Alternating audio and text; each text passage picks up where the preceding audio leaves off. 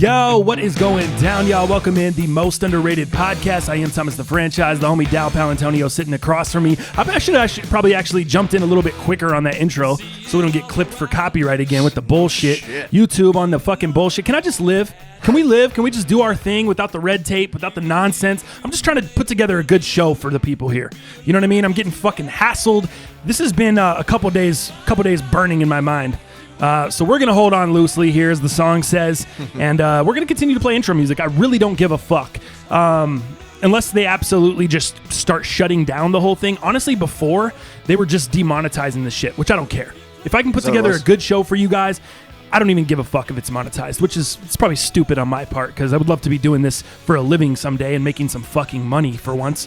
But the product is more important to me, man. I care about the show. I care about the show. I want you guys to have a good show. I want you to have an enjoyable show. And for me, I fucking love music. I just want to be able to play music.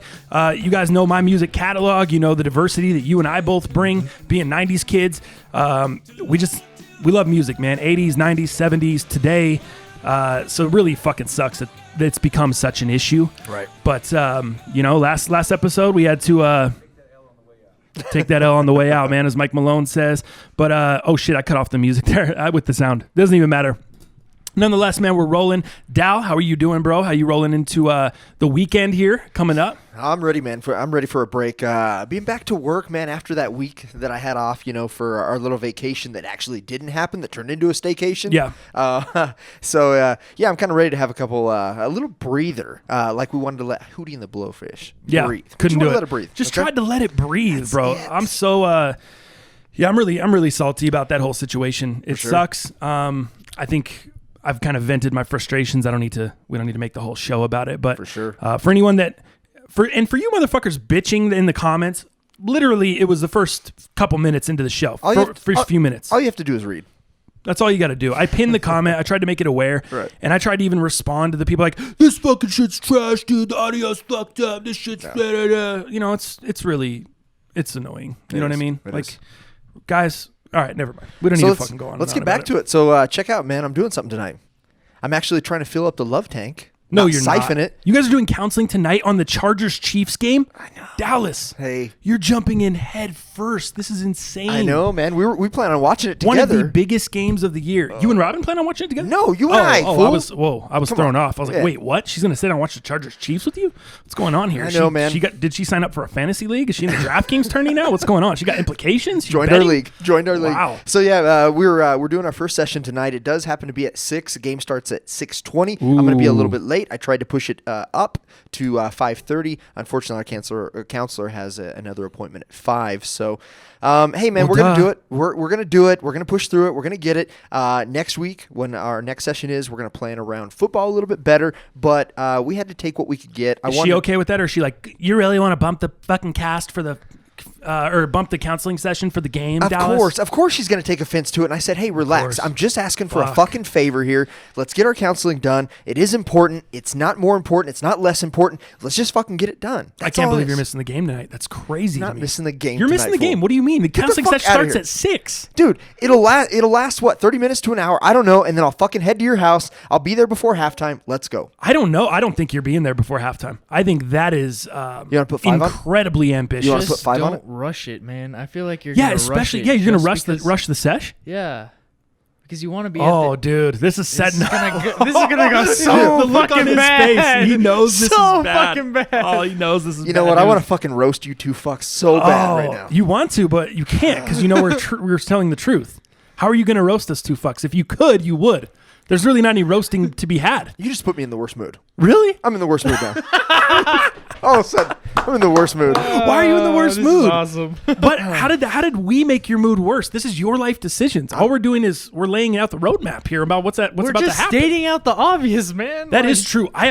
That might be the best point JJ's made on this cast since we started it. That might be. You might be rushing at the sesh tonight, which is going to make the sesh not as important, not as valuable.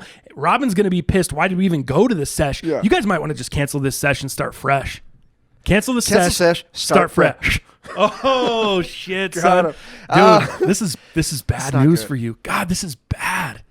Dal, This is not good. This is- man. Hey, I'm seriously He's just so rattled. I am. Have you ever seen this man this rattled? I'm seriously just trying to hold on loosely. Okay? That's all I'm trying to do. Oh my god. Yeah, why not bring it back? You're like just that's what you're trying to do. back into your shell right now. Oh my god. I am like a scared turtle right now. This is so fucking bad for you, dude.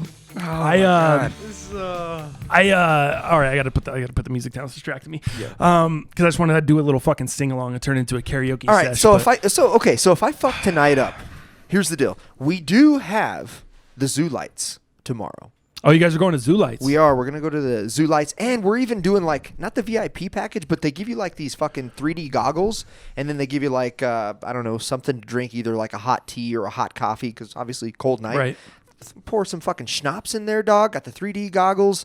I think we're gonna have a good time tomorrow night. So maybe I fuck the sesh up. I rust the sesh tonight, or the session tonight. Maybe I make up for it tomorrow. I think, honestly, you're better off canceling the sesh. I do. I really do. I think you're just better off Like, let's canceling be the real sesh, here, honestly. doing the Zoo Lights, rolling into the weekend nicely, and Yeah. then starting fresh. Yeah, maybe next like a week. Monday, I cannot Tuesday. believe you agreed. Not only did you agree on a Thursday, I cannot believe you agreed on a Thursday at 6 p.m. when you know you have plans every week at Thursday at 6 p.m.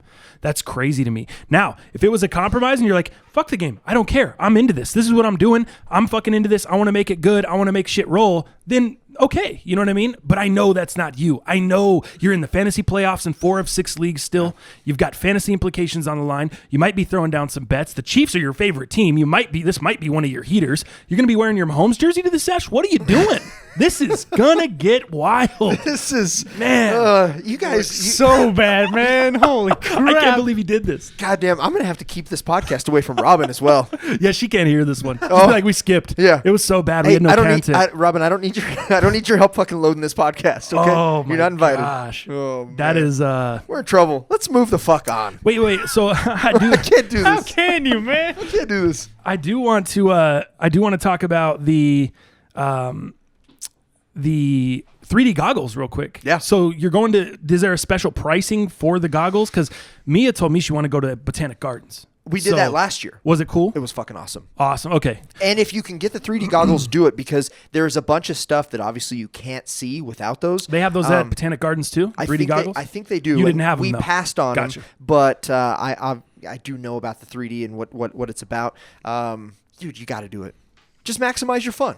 Sounds interesting. It's a little bit more money. Who gives a shit, man? Plus, they give you something to drink. Throw some schnapps in there. Have a great time, man. For sure. I think it's going to be cool. So I'm looking forward to that. No, that is cool. I think, well, she was wanting to do that. I don't even know if we're going to have time, dude. It was funny the other night. I hit her up. She had mentioned it to me like a couple weeks ago, and then I hit her up the other day. I was like, yo, what night are you trying to do this? And looked at her schedule. She's like, honestly, not don't gonna even work worry out. about it, babe. Like, as much as I want to do it, I don't think we're going to have time. I don't think we're going to, it's just jamming shit in, cramming it in. Speaking of cramming it in, we Wait, should iron. Go ahead. Is this the same mentality I should have on the counseling appointment tonight? Yeah, dude. Mia was very forward thinking, and hey, it's going to be stressful. Yeah. And it's just not going to be fun. Neither of us are probably going to enjoy it. Robin's argument to that would be like, well, how important is this counseling? And I'm going to say it's absolutely important. We agreed to do that. She You're doesn't gonna look understand. so bad at the same The time. pro- There's no no winning way to for you. win. The problem is she doesn't understand the amount of money and all of this stuff. I get it doesn't mean anything in the long run if we're talking about a relationship and trying to make that work. I agree with that wholeheartedly. But the $100 in this league, the $100 in this league, the $50 in this league, and the $75 in this league, and then all the work that I've put into it, all the effort, all the weeks that we've put into the podcast talking about sit-ems, stardoms, fucking heaters, what are we doing? That's important to me. Right. And I think it's just my bad. Like I think you got to. I think here's the problem, dude. You've already made this choice. Yeah. It is your bad. You've just got to. I just got to fucking push through it. You've got to push through. You've got to take that L on the way out. That's it. That's all you can do. That's all you can do. I'll see you before halftime. I don't think you'll Want see to me put a five? Want to put a before five? half. 5 on it? 5 for 5 on sure. it. I'll be there by or before halftime.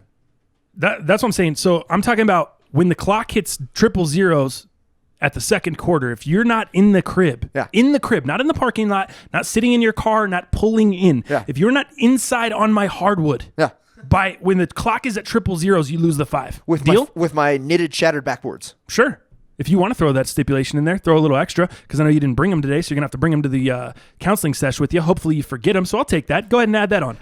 Go ahead and take that L on the way out. Oh, this is going to go so well. Holy So, crap. all right. What's hilarious is all this stuff, the game, everything's over now by the time people hear this cast. But Hopefully they'll still enjoy it. on Monday, we're going to need an update for sure when we come in. They can feel all day tomorrow what I felt all day today. That's important to me. I think you are going to lose the bet. I think you do got to take the L. I think you can't rush the counseling. That should be another stipulation on the bet. Robin, if he rushes the counseling, he's not in for the 5, because that's not the point of the fucking counseling. That's true. That's Beats true. the whole point. Are you gonna? You and JJ better hit her up, man. Keep her honest. I need to let her know, hey, don't let him rush this sesh. Don't let the fucking counselor get you guys off on some bullshit like, well, this is our first session, so maybe we should just end it here. No, let's not end it here. Okay, let's figure some shit out, and let's figure out why we're here and not waste any more of other people's time. How about that? I can fix a little bit of that. Okay. So this counselor that we're going to was the counselor that we ended with previously. So we have a relationship with this counselor already. We were going in the right direction. Your boy, Dal Palantonio, said, I'm fucking done with this. I've had enough. Oh, no. So this is the counselor that we are familiar with, that knows our situation, has all the notes. We have the rapport. You know, it's probably going to be a little bit more of a meet and greet. Hey, welcome back. Why'd you guys quit? And are you guys ready to fucking do this? Yep. So interesting. there's a little bit of that as well. Well, as we move along for the show, got a packed show for you guys today, man. Going to hit on, obviously, tons of sneakers and fashion, tons of NFL stuff. I personally need some fantasy advice. So I'm going to ask you guys for that in the comments. Oh, we want to go over the YouTube comments. I need to add that to the rundown. You want to do that after sneakers and fashion? Yeah. Let's do that. All right, let's do that. So YouTube comments, I'm going to go ahead and add that in here. Well, because we might actually address some questions on During sneakers. Yeah, for sure.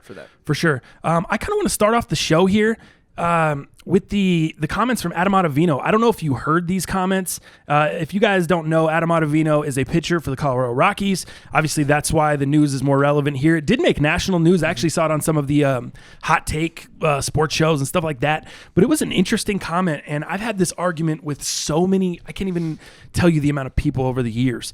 And I completely agree with Adam Ottavino on these comments. I'm gonna play them for you, and then I want to get your thoughts on them. Yeah. And I want to try to lob a call up randomly to my uncle Roselle, dude. Really? Dude, he's the baseball guy. He's the fucking he's a classic baseball guy. He's a historian of the game. So I want to see what he thinks of the comments. Okay. These were Adam Ottavino's comments the other day.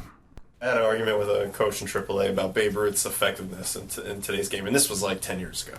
And I said, look, Babe Ruth with that swinging that bat, I got him hitting $140 with 8 homers. And he's like, are you nuts? Babe Ruth would hit 370 with 60 homers. And I'm like, I would strike Babe Ruth out every time. Like, I'm not trying to disrespect him, rest in peace, shout out to Babe Ruth, but it was a different game. I mean, a guy ate hot dogs and drank beer and did whatever he did, and it was just a different game. And guys had to pitch, 3-man rotations and 400 innings. I mean, the requirements were just different. What do you think of that, dude? Wow, I mean it's bold at first if you don't try to hear and understand what he's actually stating. But I do agree with the game being totally different. Now, however you want to spin that, the game is and was different then than what it is today. And he's right. Babe Ruth is known for. Sorry, there's some clipping. No, yeah, it's my fault. I just plugged this shit in. So you know that Babe Ruth, it's notably so. He was one of the biggest cigar smokers, drinkers, hot dog eating. Like this is widely known. And who knows what type of womanizing that fool was doing, because obviously that's huge in sports then and today. So I think he probably, in terms of his health and wealth and what he did, I don't think he necessarily took it serious as we do today in the business aspect. But I don't disagree is what I would say. Yeah. I think there's some relevance to that. And then definitely, I want to get my uncle's comments on this because, again, he is a big time baseball guy. And he's I have obviously my own, a little older and hasn't exactly. So I want to get his perspective, and I want to be fair to that. I want to hear his argument. If whether he agrees with Ottavino or not, I'm not sure. I doubt he's going to agree. I don't know. That's why I'm so interested to hear. And I want to call him live on the show. And he's a baseball nut, right? Right. He's been doing this for he is baseball. We're talking about a guy that's got collections of sports memorabilia. I'm talking everything from early 1900s baseball card sets, like the little tiny cards that came in tobacco packs. Really? Like he's got the full set completed.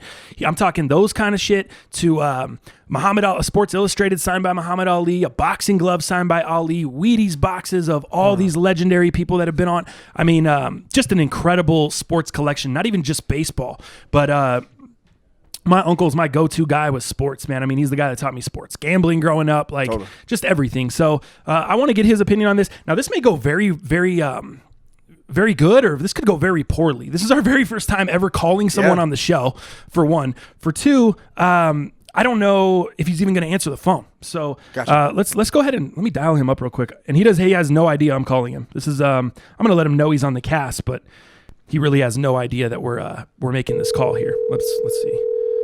Let's see if he can. Hopefully he answers. Yeah, no doubt. If he doesn't answer, it's going to kind of be a flop here. Starting off the show. So, did you tell him? Roselle, what's going on? Hey, Roselle, you're live. You're live on the podcast right now. I got you. Holidays. Happy holidays. Last name basis is again. All right, Uncle Jim. I'm sorry, Uncle Jim. You're live on the podcast right now, and I'm calling you for a couple different reasons. Me and Dal are sitting here. Dal, tell him hello. Yo, welcome. So basically. I'm calling you because the Adam Ottavino comments the other day. Did you hear those comments regarding Babe Ruth? No, I did not. All right, let me read you this quote because I can't play you the sound over the phone just due to this ghetto setup we got going on here for the podcast. But basically, he's talking about, here's the quote I have from Adam Ottavino. I had an argument with a AAA coach about Babe Ruth's effectiveness in today's game, Ottavino recalled. I said, Babe Ruth, with that swinging that bat, I got him hitting $140 with 8 homers. My coach was like, are you nuts? Babe Ruth would hit 370 with 60 homers. And I'm like, I would strike that guy out every time. Quote, unquote, Adam Ottavino right there. What do you think of that? Is that true? Do you think the game has changed that much to where Adam Ottavino would strike Babe Ruth out every time? No, Adam Ottavino wouldn't strike Babe Ruth out every time. You think Babe Ruth would hit 140 with 8 homers? Or you think the AAA coach is correct? Yeah, the AAA coach. Yeah, because he had a good eye. 370 with 60 homers, the AAA coach said. You think that's in today's game? You think that's legit? I don't know about the 60 homer thing with the 370, but he had a good eye. He'd make plenty of contact, and if he's in Yankee Stadium, he's still going to hit a shitload of homers. Here's the rest of his quote. No disrespect to him, rest in peace, and shout out to Babe Ruth, but it was a different game. I mean, the guy ate hot dogs and drank beer, did whatever he did. It was just a different game. Do you not agree with that? Is that not legit? That's BS, because Tony Gwynn was way overweight in his last 5-6 years of his career. He still hit over 300. All his doubles turned into singles. Okay, so what would you say?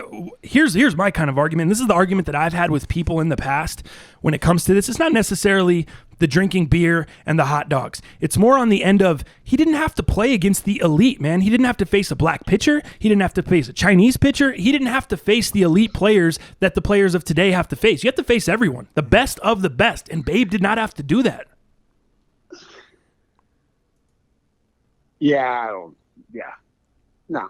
No, what? Still hit him. You would have hit him. Interesting. I agree with Ottavino. I don't know if it'd be as low as 140 with 8 homers, but I don't think he would have nearly the success in today's game. Pitchers hit 140. I think that was maybe a little facetious, but yeah. And same thing with the striking out every time. But I completely agree. Babe Ruth would not be. He wouldn't have the amount of success today that he had back then. I just don't think he would.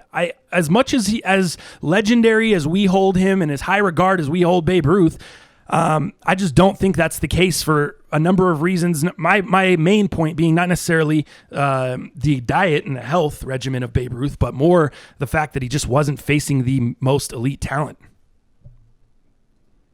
And there's nothing we can really do to argue. You know what I mean? We can't go back in time. But I just wanted to give you a call and see where you came out on it. Obviously, you're on the side of Babe Ruth and the baseball historian, which I assumed you probably would be, just based off of your baseball collection and how you hold the old timers in such a high regard. Yeah, if you can hit anybody. Well, I don't know, because we never got to see that. Babe Ruth didn't get to hit everybody. You hit Satchel Paige. You hit a lot of black pitchers in exhibitions. Exhibitions. Yep. Exhibitions. Well, he played to throw on the ball. To throw on the ball, what do you think? They're over there throwing it underhand because it's not a pro game? They could be. I'm just kidding. I'm fucking with you.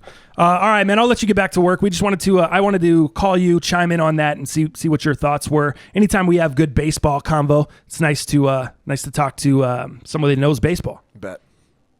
All right, thank you. All right, thanks, Uncle Jim. Thanks, Jim. Take it easy. Bye. There we go. I knew he would. I knew Roselle would be coming in on the old school side of things. Do you think that's kind of an old head mentality? Totally. Is that kind of what it is? Well, it's like Santa Claus. Yeah. It's like Christmas. You know what I mean? It's you don't want to let it go, but at some point, the logic just defeats.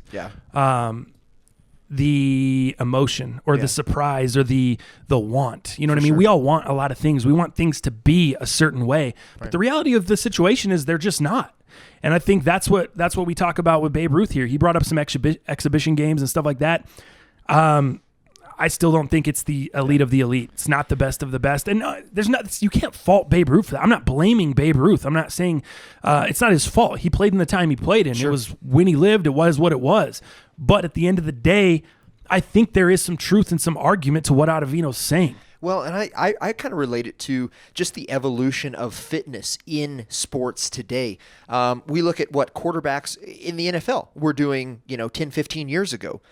They weren't mobile, except aside from Michael Vick, right? You had Michael Vick that kind of started this whole swing of what we have quarterbacks today. Well, what are you talking? Are you talking about more RPO stuff? Because that was definitely, dude, look at John Elway. He was one of the most mobile quarterbacks of his time, and he was one of the best escape artists at that time. Right. He was still an escape kind of guy. Even if you go really far back to like a guy like Johnny Unitas, dude, he was fucking running all over the place. But again, different game, different times, different rules even. The NFL is a totally different game now than what it used to be. So it's really hard to compare those. Sure. Baseball is not really a totally different game. Still the same game. Yeah. The difference is you're not playing everyone wasn't allowed back then. I guess what I'm getting into is, I don't know. I think the fitness aspect, how you take care of your body. Totally. And that's what Ottavino's going for. I think that really, really makes a big, big difference. And to compare, you can't a Babe Ruth versus like a Bryce Harper, right? Yep. Of today.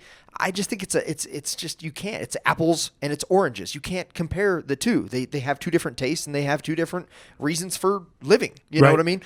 So I do think it would be hard for me to say Babe Ruth would be successful today like he was back then, just because fitness and all these things, taking care of your health, wealth, taking care of your body, all these things matter so much, it seems like, today versus what they did back in the day. Look at what he alluded to fucking Tony Gwynn. You look at Bonds, you look at Sosa with the fucking, trying to get edges with using, HGH PEDs, or PEDs or steroids or whatever it was and whatever it is. I just think it's different.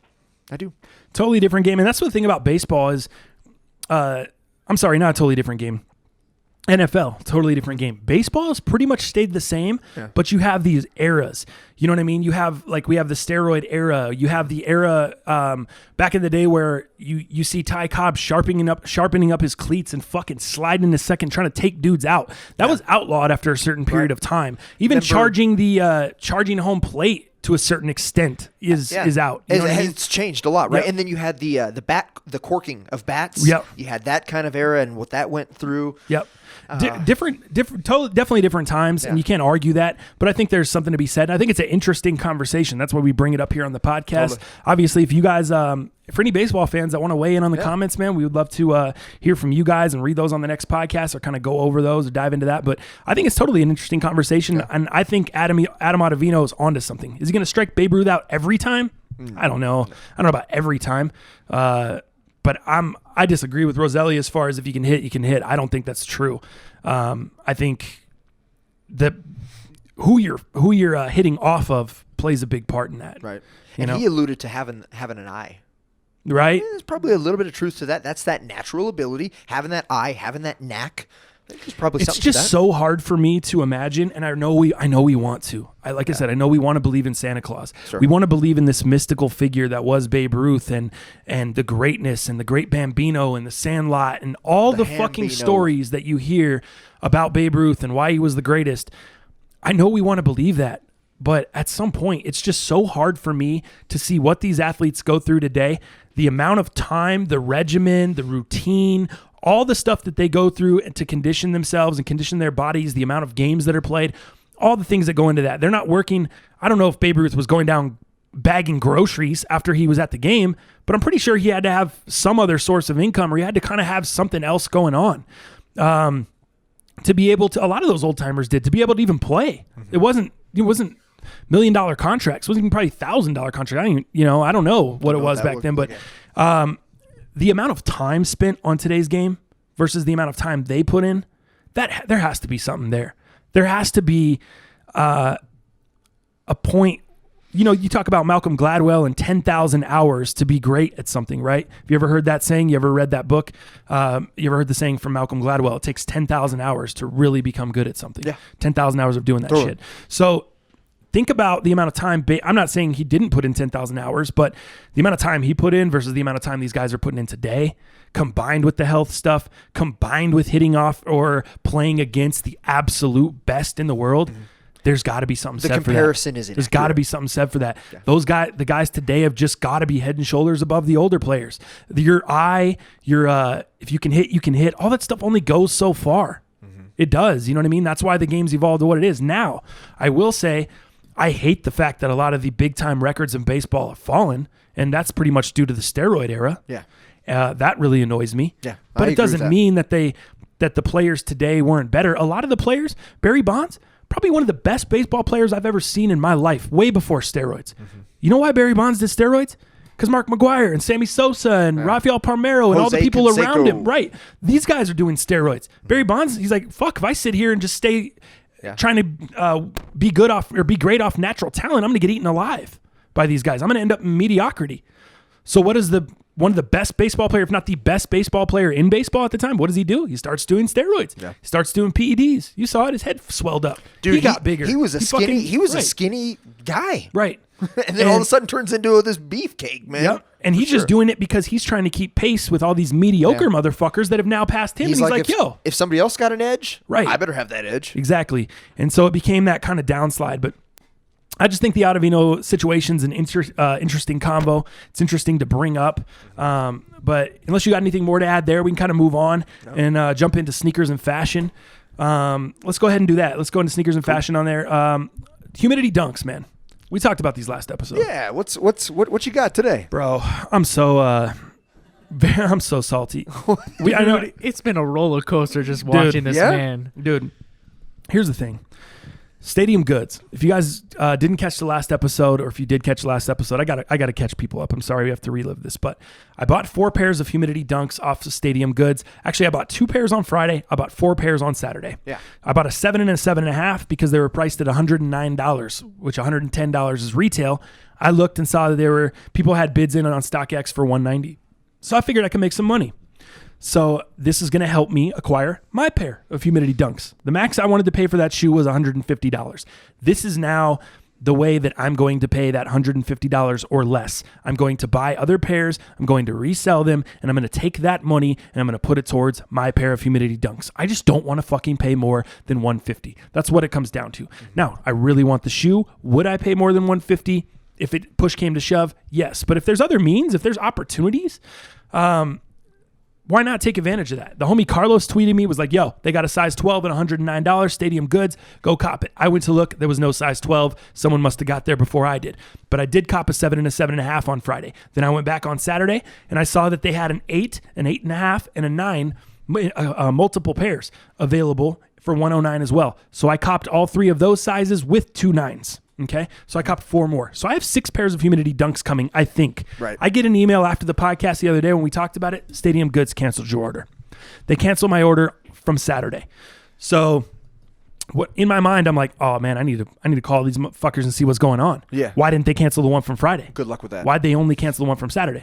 You go on their website, there's no way to contact these guys. There's no way to contact them. Email. There's an email. That's it. You can call a direct. You can call the direct store in LA or in New York or whatever. Mm-hmm. They don't know shit. They're not the ones shipping out the fucking shoe. They're not the distribution center or wherever they're coming from. So it's no good. Does me no good. I wanted to fuck Roselle. I wanted to call these motherfuckers on the podcast today. Yeah. I wanted to get them on the phone and let you guys hear here and let's get an explanation for this, because once they tell me, oh, well, we don't allow you to purchase this many pairs or whatever, whatever the case may be, I was like, well, why didn't you cancel the fucking one on Friday? You know what I mean? I had ammo ready to go. And here's the funny thing about the order last Friday. We're almost a week later now.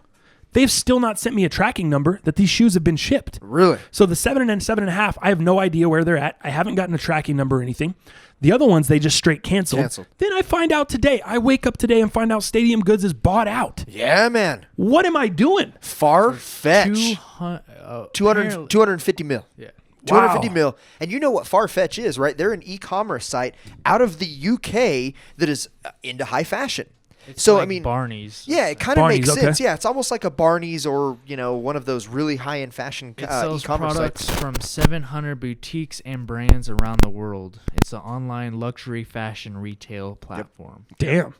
Sorry about that. Fucking So couple the clicks crazy there. thing is, I believe Stadium Goods inventory will be available to all Farfetch users here soon, which is crazy. So that means now the UK has access to Stadium Goods and their inventory, and I don't know what that looks like, but this is a big move.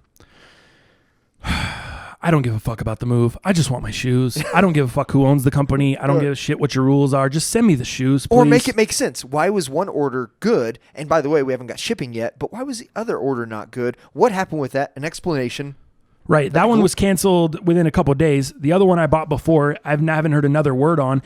And now here's what kind of kills me is now that the company's bought out, is everything still running as normal? Are they going to cancel the other order? Are they going to ship the other shoes? Can I now contact Frenzy and be like, yo, Stadium Goods fucking canceled this shit? Yeah. I honestly just want an explanation. Why did you guys cancel them? Sure. Is it the fact that the consigner, you didn't have the shoes in store? How does Stadium Goods work? Is it like, because our consignment shops here, you have to have the fucking shoe. Just like UN in Vegas, you walk in with the shoe. You're not consigning shoes you don't have. Totally. So is Stadium Goods not doing that? Are they doing it like these fucks with Supreme on StockX where they let them sell on there? Then when it sells, you can bring it into the store and it may take a couple weeks? Or what the fuck's the deal here? Or do they have the shoes, which they should, right? That's bad business if they don't. So I don't think they did not have the shoes.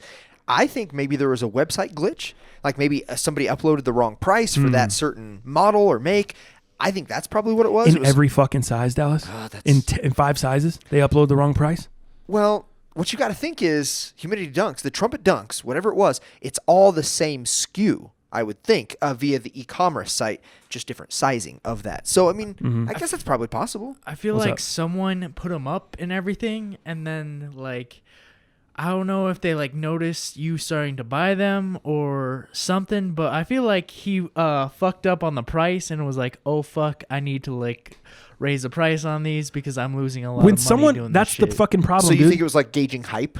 You got to take responsibility. Totally. If you fucked up on the price, if somebody fucked up on the price, what do they got to do? Take that L on the way out. That's what the fuck they got to do. That's what you got to do. At my company, if we have the wrong fucking price card up there, guess what? I got to take the L and I got to discount that phone, that product, that accessory to that price that they just saw. Right. If not, it's bad business. Right. Period. Right. And so that's my complaint there. I mean, people got to take responsibility. We talked about I told you we talked last episode about me and my girl. If some shit is bothering her at the time and she doesn't say nothing and she tries to bring it up the next day, nope, fucking can it. Take the L. Yeah. Take the fucking L. And I have that understanding in my relationship. I have that understanding in my life. There's points in time where you just have to take the L. You can't fuck the other person over just because you feel that way. You got to go back to the beginning where the shit started and address it from there. And if that's where it started, if that was fucking where the seed and the embryo and everything fucking came to light and that's where shit started at, that's where you need to take it back to and you need to fix it from the beginning. Otherwise, take the fucking L, send out the shoes, and that's it. Mm-hmm. Make it right with the next customer. You know what I mean? No, totally. I agree. It's fucking bullshit, dude. Huh. Anyways, I'm annoyed. Let me know. Let me know when you get the tracking. Stadium Goods. Fuck Frenzy, whoever owns them. Dude, I'm honestly Farfetch. really, really nervous. I'm nervous about the the tracking. I don't even know if I'm going to get the other 2 pairs. Yeah, I wouldn't worry about the merger. Typically, when these mergers happen, I mean, it's 3 to 4 months down the road at least before, the transition actually happens. Right now it's just fucking bullshit paperwork and business as usual, so I wouldn't worry so much about that. But the fact that you have not got a tracking number yet is a little eerie. Right. And especially since they canceled the other order. That was last Friday. I know, Saturday, dude. right? Last Friday, December 7th. Order placed. I'm looking at the order number right now. I'm looking at the fucking order number. Shipping method, FedEx Ground is what it says, but no tracking number. Gotcha. So you can check the status of your order by logging into your account. That was funny, huh, JJ? Remember when I tried to do that the other day? That was a fucking laugh and a half. I tried to log into my account. We honestly just need to set up a fucking camera on the corner of the room and just watch your reaction throughout the day. Dude. Because I swear to God, it was like a fucking roller coaster of emotions the entire time. But dude, it was a roller coaster the opposite way when the homie David Myers came through with the fucking rookie of the years that day after I took normal L's. So that was fucking nuts. that was a roller coaster too. So you never know what's going to happen day to day. I got to take the ups and the downs. But here, I think I'm in the right, and I think Stadium Goods needs to make it right. Whether their employee did the wrong thing, they did the wrong thing.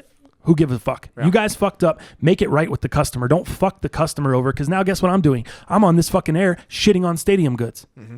You know what I mean? That's why you need to make it right with the motherfucker. We're shitting on now Farfetch.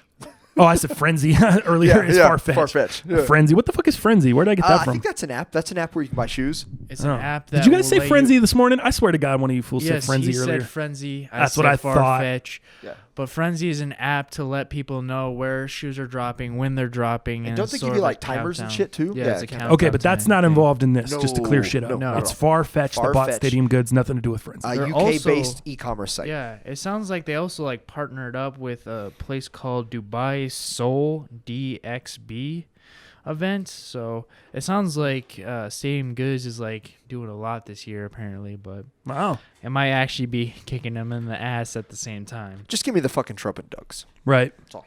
Yeah, I should have fucking known. These fools are full of shit. Yeah. That's where they do complex sneaker shopping. Fucking bullshit, where they have all these sneakers on there where these celebrities don't even really fucking buy them. Right. You know what I mean? Like, you think Odell's buying his own fucking shoe? That's what kills me about that. Here. Right. You know, he's coming in there paying resale for his own shoe that from a company he's sponsored by. Yeah. You guys got to do better over there. Yeah. Fucking sneaker shopping. That's not the worst show ever, but it's not that believable. The editing is good, a little dramatic, over dramatic at times, but the show is good, but it's just not real. I even think Joe does a good job for what he does. I just think just make it fucking like this cast is, dude. Just make it off the rip. Make it real. You don't always have to overdo and overproduce everything. Right. There's something to be said for authenticity. I agree. You know what I mean? Okay, let's move along. Humidity dunks. I'm fucking annoyed. Stadium Goods. I'll keep you updated on what the hell's going down with that. If I get the confirmation, all that good stuff. Let's move along. What do you want to do? Ultra Boost 2019? Yeah, I know there's some comments about that. Multiple comments, You know, people asking us about it. But obviously the first iteration of the Ultra Boost 2019 does drop this Friday, December 15th. But I also heard there is a global release. So that may just be kind of not a friends and family, but a certain locations specific in the bigger cities this December 15th. The global release still sets at February 21st. So I find that interesting. So I'm seeing 2 different dates, and that is off of sneakernews.com. So I don't know how much widely available this is. So I wanted to start off with that. The 15th, you on said? The 15th, which is this Friday. But I also do see a global release, like where more, of probably your Finish Lines and Foot Lockers and just your regular, more basic stores are going to have them. What about locally here? Are we getting any stores that are getting them locally? Have you seen anything go up? I've talked to my plugs, and nobody has times or has them yet, at least. So same. Not that I know of. Same with the people I hit up with. Now, that being said, what do you think of the fucking shoe? I have one question before that. Is that considered a new cage? Of course it is. It's all new technology, JJ. It's all new? Okay. Yeah. You gotta read about the shoe, man. So yes, it is all new technology. You read about it, so that's why I'm asking. It is. It is a new model. So before we go there and talk about all this crazy stuff, what do you know about the shoe? And do you like the shoe just first looks? It's hard to tell, right? When we don't have it in hand, so hard to tell. There's so many things that we like can't. That one EQT you were wearing. Almost like the 93 17s. I think you're just. It has that colorway, okay? It's the colorway. It's that infrared. That's it. It looks like honestly, it looks like no, I'm not in love with the first look, especially this colorway. Just not in love with it. Don't like and maybe it's just on this color. I don't like the two-tone prime knit. I don't like how the prime knit switches from the white stripes, no jack white, over to the black. Right. You know what I mean? Totally. And then, so I'm not a fan of that. Also, it sounds like everyone says it's incredibly comfortable. Everything I've seen, everyone that puts them on is like, this is the new shit. This is the most comfortable thing. The outsole looks like an Ultra Boost ST. Well, and here's why. That's what it looks like. It's 20% more boost. Right. So, as you know, the STs had more boost, especially in the heel. So, you're exactly right. I think you hit it right on the nose. So, with that, you're getting 20% more cushion boost than its predecessor. You're also getting the external 3D heel frame. You're getting a new torsion spring. And if you look at the bottom side of it, the bottom side of the shoe looks a lot like the AM4s. Okay, so you're getting that different type of cushioning, that torsion system that the AM4s represent, and you're getting that same outsole that they're doing. So what I like about this shoe is, technologically speaking, this shoe is probably going to change the running game. You know, aside from like the 4Ds, right, that everybody's going to be doing here next year. I still think this is a better running shoe than the 4Ds. Oh, absolutely. I think the eventually, 4%? yeah, it is. I don't think it's as customizable is what I mean. The 4Ds are going to be more customized and tapered to your specific foot. That's going to be the difference. But this shoe, man, they collabed with runners. This new model is rebuilt from 17 parts and focusing on cutting-edge innovations. This Prime Knit 360, they're calling it. They've got the external 3D heel frame. They've got the see-through cage. I like it because I'm nerdy with the specs. But this is not a lifestyle shoe. Doesn't look like it. People No. that want Ultra Boost for the lifestyle reasoning are hating on this. Yeah. And I'm not particularly fond of this colorway. Okay, I can't wait to see what colorways they do later. But I love the technology. I love the innovation that Adidas is doing specifically for running. Yep. And nobody uses it. Like, most of these people don't use it for running. Let's not get it twisted. I definitely don't. But I would love to see this technology, and I can't wait for that. Is it really that bad? Like, it's actually pretty cool. not What, gonna that bad? lie. The look? Yeah. No, it's bad, dude. For lifestyle, Yeah. for a lifestyle shoe, there's really no way to style this shoe. How are you going to fucking style this thing? It's- The laces look long as fuck. Yeah. The cage doesn't look like it really loosens up when you loosen the laces. The laces, if you loosened them up and with this cage, it looks like the cage is almost going to flop over, and as gravity takes its toll, it's going to almost be dragging on the ground. Yeah, is what it looks like. You might have some sad ear Right. some sad ear cage. Yeah, you got the Dumbo Look cage like- going down, dude. Yeah, folding outwards. I'm not positive, and maybe the laces like still continue to hold the cage up. It just doesn't feel like that cage is very structured, which is fine. But it's not good for style. I think the only- stylistically, this is going to be a tough shoe to style unless you're wearing sweats, joggers. You have to follow the same styling, I think, that you would with a traditional NMD. Yeah. So it's got to be NMD. Yep. I think that's the way you're going to have the stupid long laces. You're going to have the Yeah, dude. I think you're going to have to style it that way. What about the lack of a heel cup? I mean, this is kind of acting as a heel cup, but it's not. What did you see on that? Is there any research that's telling us that's going to give you the same support as a heel 4D? cup, or what is that thing? Does that thing flex? That's what I'm curious about. That little freaking trapezoid looking thing on the back. I couldn't think of the name. Is that the right name of the shaker? I don't know if that's is that a trapezoid? Because I don't know how many sides a trapezoid has. I have to look that up. But yeah, some side of. I don't know what that. I don't know. I'm gonna tell you right now, it's a motherfucking trapezoid, dog. I would turn my laptop if it wouldn't fuck up the audio and bunch of clicking, but yeah, dude, it's a straight trapezoid, dog. Yeah. It's a trappy. It's a trap. Work on your traps. Work on your traps. I don't It's a know. trapezoid. I don't It's know how close. much lock-in that's going to have. I don't know what that's going to offer. I don't actually mind that look, though. What? The trapezoid? Yeah, the trapezoid. I don't mind that look. That's actually kind of one of my actual favorite parts of the shoe. To I'm be honest. intrigued by it. Oh shit, dude. That's funny. Now I just saw the back of the shoe. It's a trapezoid on the corner when you just see it off the corner picture. Yeah. But if you look, it wraps all the way around the back. Did you see that? Oh, it goes no, to the does it? inside, dude. Fuck. I wish I could turn I'm on Sneaker News. If you go, if you see the pictures on Sneaker News and you scroll down, they have a few from up above the shoe. And that's when you can really see how it wraps around the back of the shoe. I can't turn my fucking laptop, but Yeah. do you see what I'm saying? Yeah. Do you see it? For sure. From the above angle. So it's not really all that trapezoid combo was for naught because it's not really a trapezoid. It actually wraps from the back. all the way around. And so it is acting as a heel cup. It's like you said, it looks like a 3D printed string Yeah. heel cup. It looks like they took, remember that game Pickup Sticks? Yeah. Okay. It looks like they took a couple fucking pickup sticks, melted them together, and created that thing. It just looks like lined fucking plastic. And lined it on top of plastic that is like acts as a shroud. Wild around the Wild backside. stuff. I'm definitely intrigued to check them out in person. Yeah. I'm not someone that's shitting on them. I'm not someone that's super geeked on them. I'm someone that's a wait and see approach. What I do like though, remember the NMDs? Didn't they only have 3 loops per side? Yes. These look like they have 4. That's the same as an Alter Bruce cage though. Yeah. So you might have some success there, but I'm worried about a little flop. We'll have to see. And especially with my method, the double back through the top. Yeah. Are you going to be able to double through on those? You might. It looks like a little bit of space in there. Oh man, Might like shoving a golf ball through a garden hose. Dude, I got to give you credit. I think you hit it right on the head, man. This is going to be a shoe for runners. Oh, people shit. that are into running are going to love the shoe. People that are into lifestyle are probably not. And who cops the majority of shoes when they release? Lifestyle motherfuckers. Yep. So this may be another L for Adidas in 2019. Yep. I mean, as much as they're moving forward with tech, and as much as they're advancing tech wise and running wise, That's not what people necessarily Doesn't matter, need. dude. The lifestyle people do not need that. that's still They want considered an L. change. They want innovation, but the tech is not what they're responding to. Yep. They need the look. They need the look. You need the look. They You need need the the hype. style. You need the collabs. You Look, need the style. feel, style. Yep. Those are And really price the point. things. Price What point. are they sitting at? 'Cause 180, what are- right? I saw 180. Yeah, these are 180. Okay. So, so that's cool. They're sticking with that same price point, but look, style, price, that's huge.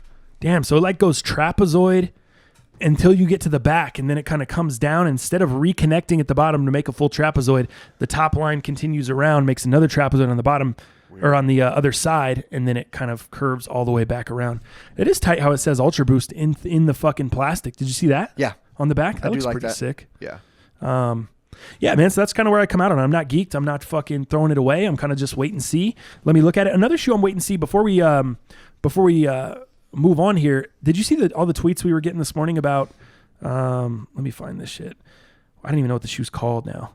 The ZX500 RM, Yes. the consortium version of that shit. Uh-huh. What do you think of those? Well, so they're available right now on Commonwealth's website. To me, I don't like those colors, man. It's just, I like the idea of those purple laces versus the orange and versus the traditional white. I love that model with the 4D because that's that same model that we were looking at that got pushed back with the 4D till next probably February or March, I think is what they're looking at. But for me, I saw it at 170. I like the price point, but I don't know, man. It looks like some kid shit to me. I don't want that on my foot. I don't like it. What do you think? Well, I said on Twitter this morning, I told them it kind of looks like an Aniki runner to me, mixed with a Reebok Classic, kind of because you have the leather upper, Yeah. which simulates a Reebok Classic to me. The toe box looks like a Reebok Classic. That's to what me. I'm saying. The toe box. That's what I'm dog, saying. And for you know why sure. that popped into my head? Because Cobra here at the shop wore Reebok Classics yesterday, Yeah. and I saw them shits, and I was looking at them all day, every day, or all day yesterday, just thinking like, damn, those are fucking terrible. And then 5 minutes later, I'm like, damn, those are kind of fresh. Like, those kind of remind me of my uncle used to rock Reebok Classics when I was a kid. He used to paint in them shits just because they were a great shoe for just standing back in the day. And I think they've changed the materials and stuff like that since then. But that's what it looks like to me, dude. A Reebok Classic. And I'm just not. I might feel a different way in hand, but off photos alone, I'm passing on that shoe. I can't sign off on it. Yeah. The toe box kills me on that. Yeah, just not something I'm fucking. Maybe if it was a different colorway, and I love that this is a consortium, but give me the handshakes, but I just can't do that toe box. Yeah. It's not for me. No, I'm with you. Same situation there. Moving along, sneakers. Anything more on sneakers before we jump into the streetwear and Supreme shit? JJ was asking. Oh yeah, what's the deal with this Friday? What? I know with sneakers, the frozen yellows. I know you had some a tough time deciding on a size. Oh, dude, Tell me about what I'm happened. in a scary situation, which I'm going to find out later today. I'm either going to be We'll find out about super geeked or 4:30? super pissed. So on the Foot Locker app, this is the very first time ever in a pair of Yeezys they've allowed you to buy a 12.5. There's never been a 12.5 in there. It's always been 13. Always the unicorn size. The only 12.5 that I've ever seen is your 12.5, which is the 1.0 Beluga. Yep, exactly. So usually it's Euros, dude. Sure. Euros are 12.5. They You can get have, 'em there. or boutiques. Never Foot Locker. US. Never, maybe occasionally on Adidas US. I did see the Yeezy Mafia tweeted out stock numbers on these frozen yellows. Yeah. It was strictly the stock numbers on Adidas US. It wasn't Correct. all over. Yeah. And there was 75. 75 In the 12.5s. Yeah, Yeah. on Adidas. So that should speak to the fact that they're probably going to be pretty limited no matter where, Yeah. whether it's a boutique, whether it's Foot Locker, whatever. I just have such a fucking ego that I want to cop, dude. I just want to cop the 12.5, and I want to feel like I'm the fucking man at the top of this Foot Locker raffle list because that's what they've conditioned me to be. I've won every raffle. Every time I've gone and completed all 3 items on there, I've won a raffle. I've never lost. I'm fucking undefeated on that shit. So I'm rolling that in. I'm fucking taking those wins, and I'm putting all the chips on the table here today and gambling for the 12.5. You were like, I wouldn't do it, dude. I would just be happy. Get yourself a 12. Get yourself a 13. Whatever They're you going to want have to do. double the size of but 12 and 13s. Just be happy with that. And I said, fuck no. I'm going for the 12.5. That's what I want. That's the size I need. That's the size that's going to fit me best. Because honestly, that 13 that I got in the Sesames, I've been wearing that around a few times.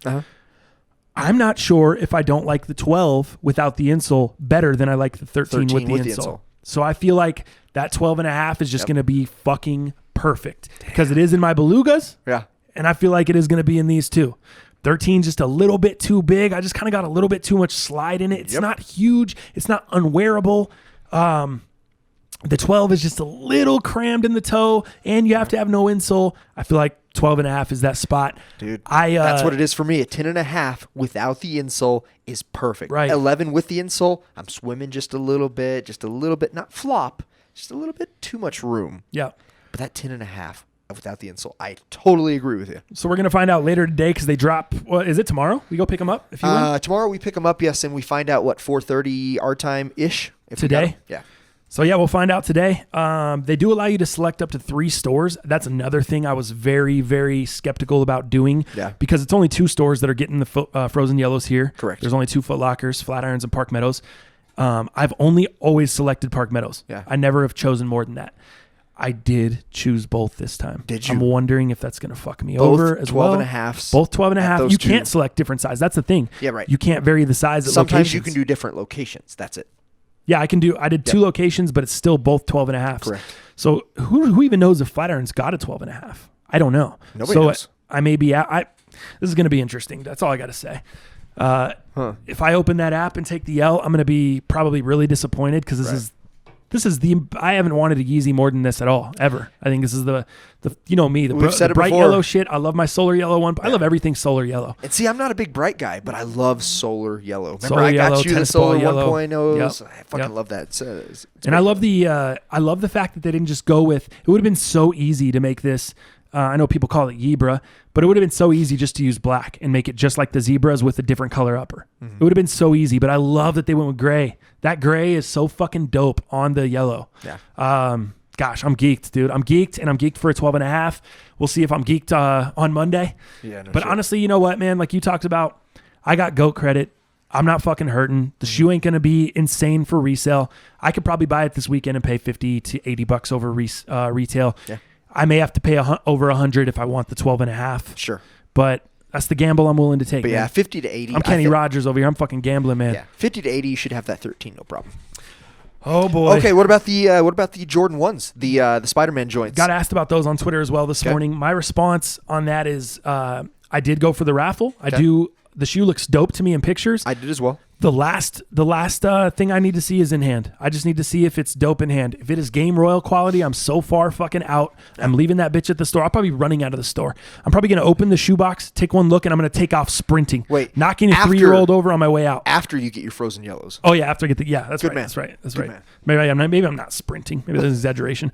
But that's the determining factor for me, man. I love the shoe. That's a Thomas the Franchise shoe all the way. Yeah. The red, the pattern all throughout the shoe. Yeah. I'm not super pumped on the white toe box, but I'll be okay with it on Jordan 1s if it's the same kind of leather that's on those Rookie of the Years, because that shit is trash. Sick, dude. No, Rookie of the Years? Oh, the Rookie of the Years are great. Sorry. Butter. I was talking about the Game Royals. Game Royals, I'm running. You're running. Out of here. Rookie of the Okay. Years, I'm fucking copping. Nice. So that's where I come out. That's where I come out, man. I entered the raffle. I'm trying to win the raffle. I'm trying to get the pair. I want the pair. And you probably already knew this, but I did find out. I talked to the homies at Foot Locker. It is a basic Jordan 1 box. There is nothing special about the box. That was only friends and family. Yep. So this is just basic GR box. Kind of disappointed there. Yeah, same. Thought that would be a cool thing, you know. They've been the greatest. So a little disappointed there. It's not going to totally turn me off to where I don't want the shoe. That will be the quality. Well, you know me, man, the collector. The quality is important to me, but I'm that collector. I need that box. The bone collector. The bone. I need that Spider-Verse box. Oh, yeah, Spider-Verse. Did you raffle for the at bait?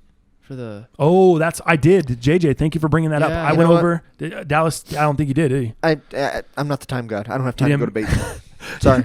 It's so funny. JJ, you could have went with franchise and fucking put a size 10 for me, but you didn't hit your boy up, so fuck you both, actually. Damn. For not asking if I need a little help. I didn't think of that. That's the only shoe that I've wanted this whole entire year that much, and you guys didn't hit up your boy. So Yeah. guess To be what? honest, I gave you an L a couple weeks ago on a shoe that I didn't tell you about, so now I'm fucking taking mine, and I'm just going to sit with it. I'm going to pay resale. Thanks.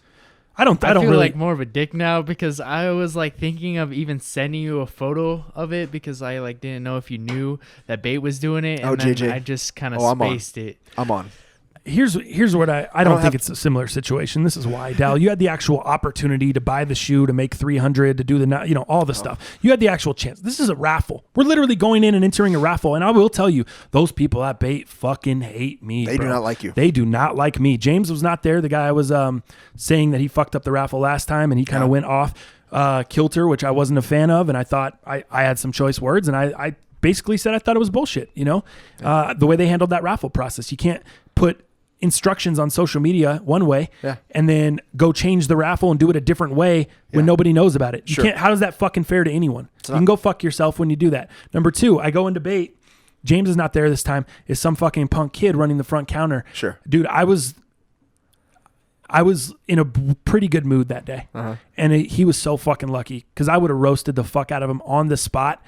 If I was not in a good mood, if I would have hit any traffic on the way over there, if I would have fucking been in just anything happened, if one bad mood, this motherfucker, dude, he was so fucking smug. And this is how I know they don't like me. And I know I am, I don't know. God, I can't think of the word I'm trying to say. Let me just say I'm talked about behind the scenes. Sure. There's a fucking, people know, hey, there's this fucking YouTuber that comes in here. Let's not fucking be nice to him. You know what I mean? Sure. Because this motherfucker, literally, I walked in there. Hey, what's going on, man? How you doing? All right, hey, cool. Can I enter the raffle today? Hands me the ticket. Yeah. ID. I hand him my ID. Cool. You guys been getting a lot of people for the raffle? That was the response. Cool. Filled out my thing. Handed me my ID back. I said, all right, am I good to go? He just nodded. And I literally was like, just walked out the store. You didn't say anything Old about me, pissed off me. Thanks for the sitting great in customer traffic. service. Yeah. Sitting in traffic me would have been like, hey, how about have a good fucking day? How about a little, hey, enjoy your day. How about a little customer fucking service in this bitch? Customer service 101. You think because you work here, you're fucking special? You're not tight. You walk out the front door, fuck, dude. Hey, bring those fucks on the podcast. What are we doing? They can't come on the podcast. They don't have the fucking sauce to come on the podcast. Fair enough. They don't got, fuck those fuck. You can give them fucking shine on the fucking podcast. Anyways, how about a little customer service? A little fucking cool, man. Yeah, no, it's going good. Raffle's been pretty busy today. No, we really haven't had that many people in today. I thought we'd have more. Maybe something simple like that. Yeah. Maybe just something fucking cool, man. Good luck. Have a good one. Yeah. They've already given all the pairs away. How about maybe when he gives me back my ID and I say, cool, is that it? Good. Yep, you're good to go, bro. Have a good one. How about something that fucking simple? Yeah. That simple to make somebody feel. I get it. I get it. And I hate trashing young kids these days because not all young kids are pieces of shit. Right. But thank you. God, dude, there are some motherfuckers that just don't get it. You make $7 an hour working at a fucking shoe store, and your parents probably pay a lot of your bills because you choose to work at a shoe store for $7 an hour. Yeah. You know what I mean? Like, oh man, my parents told me I have to have a job, man. I got to make my bed, and I got to have a job, man. You're gonna fucking. Oh man, I'm annoyed, bro. You're gonna throw me fucking flack. You're gonna throw shade at me. You know what I mean? When I'm trying to give you the store that employs you business. I'm trying to come in there and do business. Yeah. and you're trying to be pissed at me when you guys fucked up a raffle and I came in and told you about it last time, you're going to be pissed at me because you guys, this goes back to the beginning. Where did it start? It started with you posting the instructions on social media. What happened? You decided to not go with those instructions before the allotted time. So then all of a sudden it changed the fucking shit. So when people show up, they have no opportunity into the raffle. That's where it started. You need to take the fucking L on that. You need to realize that was your bad. Not just be a dick now to future customers that had issues with that. That's not how it works. It's called responsibility. Fucking take some. You know what I mean? I agree. Fuck those guys, dude. And here's the thing. I guarantee you I'll never get a shoe from there if I'm not first in line. I bet you if I get in line for any fucking release, oh, sorry, man, we're out. I'm going to be told that every time. Hey, sorry, man, we're out. The only reason I'm even entering this raffle, or I'm probably allowed to enter this raffle, is because it's not done by the fucking piece of shit store here on the corner of Blake. Right. It's done by the corporate. Computer automated, whatever. Computer bullshit. automated, you just get an email that allows you to purchase the sneaker and then it's shipped to you. They're not getting them in store. Those fuckers aren't running anything. And if they were, there'd be 2 pairs to sell because they would have backdoored the whole fucking drop. Absolutely. You know what I mean? 100%. Yeah, fuck that shit. Anyways, that's what went on with the fear of gods, JJ. I got him. Dallas, I'm sorry for not, I take responsibility. I'm sorry. Yeah, sorry about that, man. That sucks. All good. You know what? I'll give you my fucking 12 if I win. I don't even fucking want the shoe that bad. Sounds good. I don't even want the shoe. Yeah. I'll have to obviously just trade it. I might even pay you some resale on that. All right, we'll talk about it when I win the shoe. And then, no, actually, we're going to win the shoe. I'm going to go in there and say, hey, guys, I won this shoe. Yeah. Can I pick it up? And they're going to say, oh, no, they send it to you. But I'm going to go in there just because. I know they send it to me. I'm going to go in there just because. I'm going to rub it in their face with the fucking ticket and say, hey, guys, I won. I'll take the day off on that day. Wait for this. I'll take that day off. That will be a fucking vlog. You fucks that wanted the vlogs, you fucks crying about the vlogs, that'll be the fucking vlog of the year. Vlogging the hell out of it. Okay? Fuck yeah. Anyways, moving on from the fear of gods, man. What more do we got? Do you want to go Supreme drop? Yeah, sure. Supreme drop. Oh, wait. Is there anything else you're copping this weekend? We talked about it, huh? Winterized and all that bullshit. I'm not copping any of that. No. Just looking for the Jordan 1 spider joints and then the frozen yellow. The Froyo. Supreme drop. How'd it go this morning? Did you guys cop anything? Were you going for the mountain bike? I heard there was some controversy with the mountain bike. It wasn't listed on the website. I heard it was $2,800. I heard a lot of stuff. What's true? What's not? Okay. The price on the mountain bike is true. It's like $2,600. So after tax, it's probably almost $3,000 and everything. $3,000. And it wasn't on the site, Sheesh. but it was in stores. So so it's a Supreme New York, huh? It makes sense because it's a fucking bike. Like, who wants to fucking ship that shit? They shipped out the GoPed, didn't they? Or the pinball machine? No, the fucking mini bike. Oh, the little gas. Yeah, the little they shipped that out to people, didn't they? I don't know. I do know they shipped out the pinball machines and shit like that, and that's even bigger than this. Fuck yeah, and that bike. thing was 10 racks. Yeah, was it $10 shipping? Like Supreme always is. Maybe that's why they didn't do the bike, because it would have been more than $10 shipping. Yeah, probably. Maybe. Or something on the lines. Yeah, it's kind of interesting why they did that, but yeah, unfortunately, if you're not near a Supreme store, you weren't getting the bike. What else even dropped this morning? I don't even know. Some cool things. Throat drops that I think he got. Yeah, the infamous Luden's throat drops. Remember the little red throat drops that everybody had back in the day? So just type in Luden's Supreme, whatever. Luden's Supreme. So now your throat could be Supreme. Interesting. Yeah, man. Oh yeah, I see him there. So you get like they're $2 and you get 20 in a pack, so it's not that bad. Dude, those are one of the worst fucking cough drops I ever tasted in my life. Really? Those cherry have you ever had Robitussin? Dude, yeah. It just tastes like sucking on Robitussin. I actually like those. The Luden's ones? Yeah, I think they taste really pretty good. I don't think they ever fucking worked. I just took them because they taste good. No shit. Maybe I'm thinking of a different brand. There's one brand that it just tastes like you're sucking on Robitussin, which Robitussin's awful. Like, why would you want to keep that taste in your mouth? That's maybe I'm tripping. Either way, if it's good or bad tasting, you copped those, Dallas? I did. It's perfect for the wintertime. Dude, we're going to have some on the cast. What are you talking about? Oh, we're going to give them a try? Yeah, we're going to have some on the cast. All right, that's good. I love accessories. I like it. And the fact that I can now eat some accessories, let's go. The accessory god. I'm the accessory god. So check it out. Here's what I think is, for me, because I love skateboarding, the most hyped item in this fucking drop for me was the Marvin Gaye skate deck, dude. Dude, This thing is too fire. I love it. I love Marvin Gaye. I love this deck. I love skateboarding, everything about it. And I don't really love Supreme. I like Supreme. So if I loved Supreme, this would have been the trifecta for me. Right. You know. Did you see all these? I saw a bunch of people, young kids on Twitter, like hating on that shit. Why? I don't know. I think they don't know who Marvin Gaye is. Man. Did you see that too?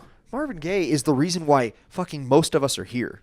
His Right. music. Let's be honest, okay? That's love making music. Right. He's the greatest. How many people that cop that actually even Knew? know who Marvin Nobody. Gaye is, Nobody. even fuck with Marvin Gaye? It's all these young kids just trying to make a buck. That's what I saw on Twitter. I saw a lot of fucking hate, but then it's like, you motherfuckers are gonna be the same fools in line to get this shit. Like, what are you doing? Yeah. It's like people are so confused. You see him say one thing on social media, and then you see him do another thing on social media. It's insane. lot Like, of I can understand you saying one thing on social media, then doing something else in real life. But the fact that you put something on social media and you say one way, and then you go do something else, then you post that on social media, that's opposite of your last stance. Like, what are you fucks doing? Right. So they all actually had the Luden's throat drop shirts as well, where it has the little Luden's logo on the front. Yep. Now most of those are all sold out, except I can get a large in white right now. I'm thinking about doing it. No shit. Now I would hold your money on that shit because the skateboard on StockX is only $83. really? Yeah, it's cheap as fuck. Damn. That sold out so quick. Now they also The did. skateboards never have fucking Right. resale. Now they also did the Marvin Gaye hoodies and Marvin Gaye T-shirts. So those were obviously really hyped. Those all sold out, of course. What I did buy though was I don't know I don't know much about this, but they're calling it the Bombay tee. I just kind of like the print. I was able to get the white in that before everything sold out. I think the white was one of the latter ones to sell out, but everything sold out on the Bombay T-shirts. That and the cough drops is what I purchased. So I paid $48 today.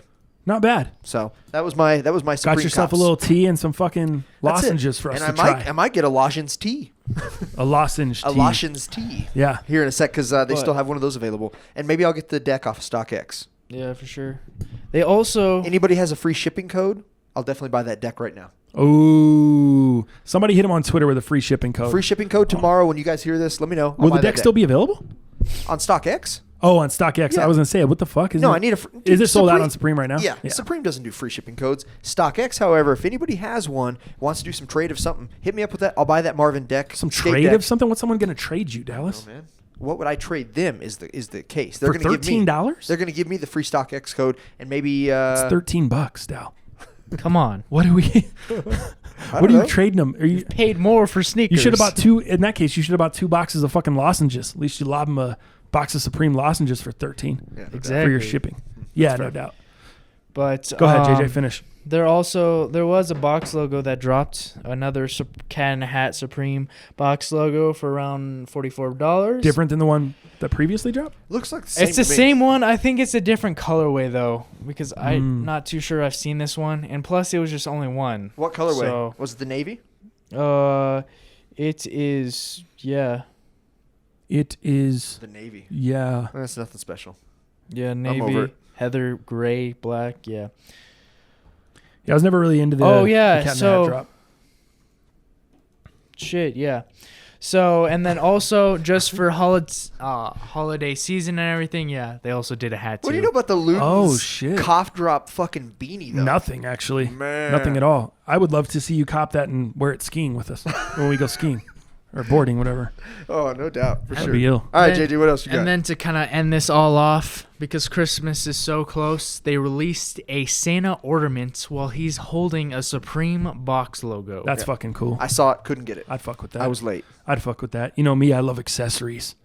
And then Just they kidding. kind of like did a Dallas loves spray accessories. Oh, that's paint sick. tee. They like released another Gore-Tex parka. $42 for this Santa, huh? Yeah. That's pretty sick, dude. That's a collector's item though, and you're gonna have it on your fucking tree every year. That's Yeah. sick.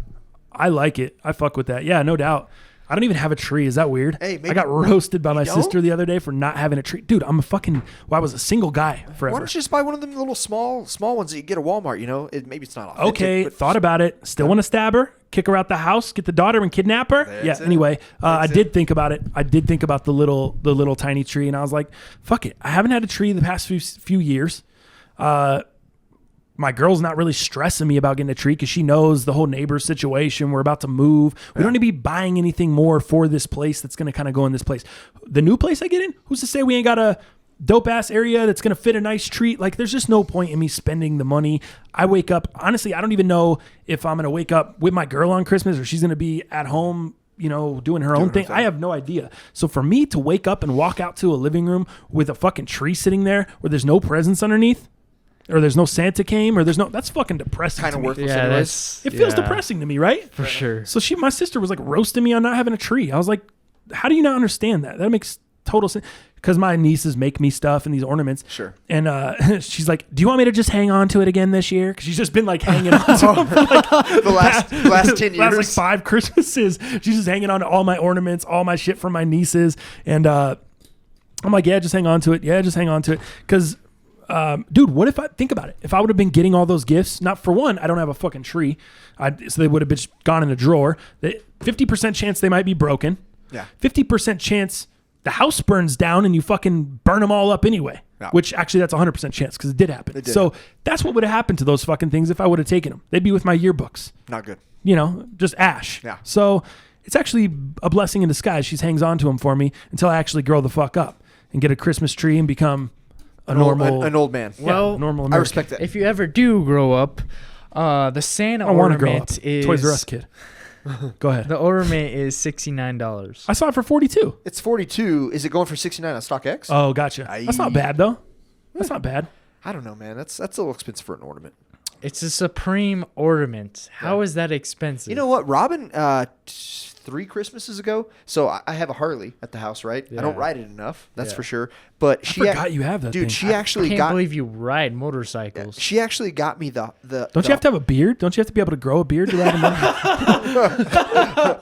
That's probably true. Yeah. All right, that was just a light roast. Yeah, no no- Planters peanuts. Yeah, no Go beard ahead. here. That's why I'm growing up my long hair. So I'll make up for it with the long hair that you can't grow. Right, exactly. So, nice one. Nice finish. Yeah. I could grow mullet, long hair if though. I wanted to. I would look like Teddy. Remember when Teddy his first vlogs? It'd be the fucking worst skullet I've ever He seen. had the skullet. Yeah, he had the fucking skullet. Shit was fire. What do you mean, dude? He looked like a fucking Boost Game Rick Rubin. Shit was fire. He was did. fucking. I wish he would grow that shit back out. I Ted, thought grow he- your fucking hair back out, dog. I thought he looked pretty sweet with I the lo- fucking beanie on. That's You what I'm couldn't see the saying. top of it. You see the back. I love it. that shit. I wish he never would have cut his That's hair. the Ted we all. I we all fucking miss. loved the biker Rick Rubin fucking Ted. Boost Game Rick Rubin. So yeah, I would look like that. Yeah, no I would just be on the Scully tip. So, anyways, Boulder and Scully. Go ahead. So, anyways, to get back to the ornament, Robin actually about 3 years ago actually bought me the officially licensed Harley Davidson ornament that is my bike. Oh, that's dope. Which is fucking The sweet. same exact one, huh? Same exact color, one. everything. Yeah, Wild. Man. The 08 fucking lowrider.